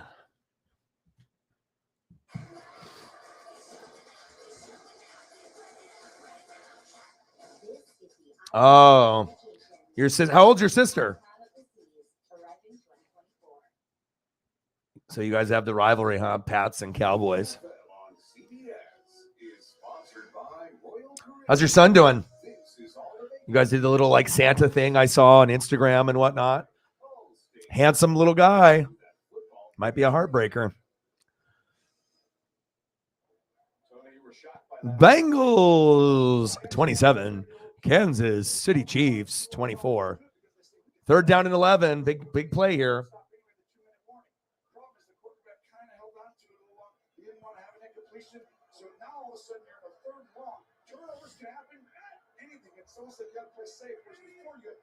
Big play here. I mean, if they don't get this first down, Kansas City has plenty of time to come back and win this game. Shotgun set. Good protection up front. Wow. And that's why they pay him the big fucking bucks. First down, Bengals, Joe fucking Burrow, T. Higgins, and I think the game is over now. Wow. And that's why the secondary needs to be improved for the Kansas City Chiefs. Plain and simple. Unbelievable. And that's the game. First down, Bengals. And that's why Joe Burrow is better than Josh Allen to me. You know, obviously Josh Allen will get all this love from the media and everything, but, you know, Patrick Mahomes is great, right? But Joe Burrow to me is very, very special. First down and 10, and here's the knee. Wow. A big third down and 11 throw to win the game. Wow. That's, you know, now they're 3-0 against Kansas City. Kansas City better pray they don't play Cincinnati in the playoffs, because if you play this team in the playoffs, you might lose again. Like, you want to avoid them until it gets to like the AFC Championship game, or hope they lose to someone in the playoffs. But if you're the Chiefs, you do not want to see the Bengals in the playoffs. That's crazy tough.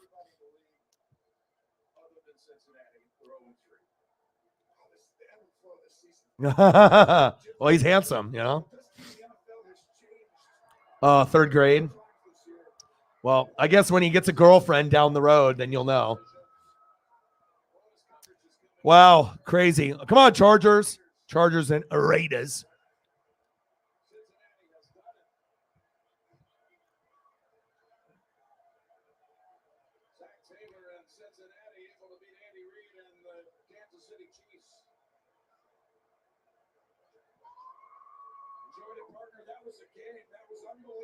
How many people can come up with a clutch throw on 3rd and 11 like that? You know, that's not common.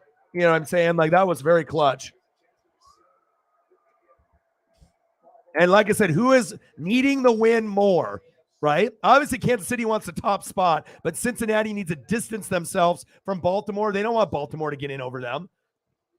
So, big game. Final score, Bengals 27, Chiefs 24. I know Chiefs fans will be a little upset, but sometimes you get exposed a little bit with the secondary or the O-line or D-line, so at least they know what to look for. I would like to stay on here for a little bit longer, but I have to prep and I have to get these new pictures up. It's going to take me probably about 30 to 40 minutes if I go fast. So, and then the next game is going to be on in, you know, roughly an hour or less. So I would love to stay on and hang out with you guys a little bit more, but I got to prep, and I'll be back here. I'll be back here and just, you know, I don't know when I'll be on here, before 5:15.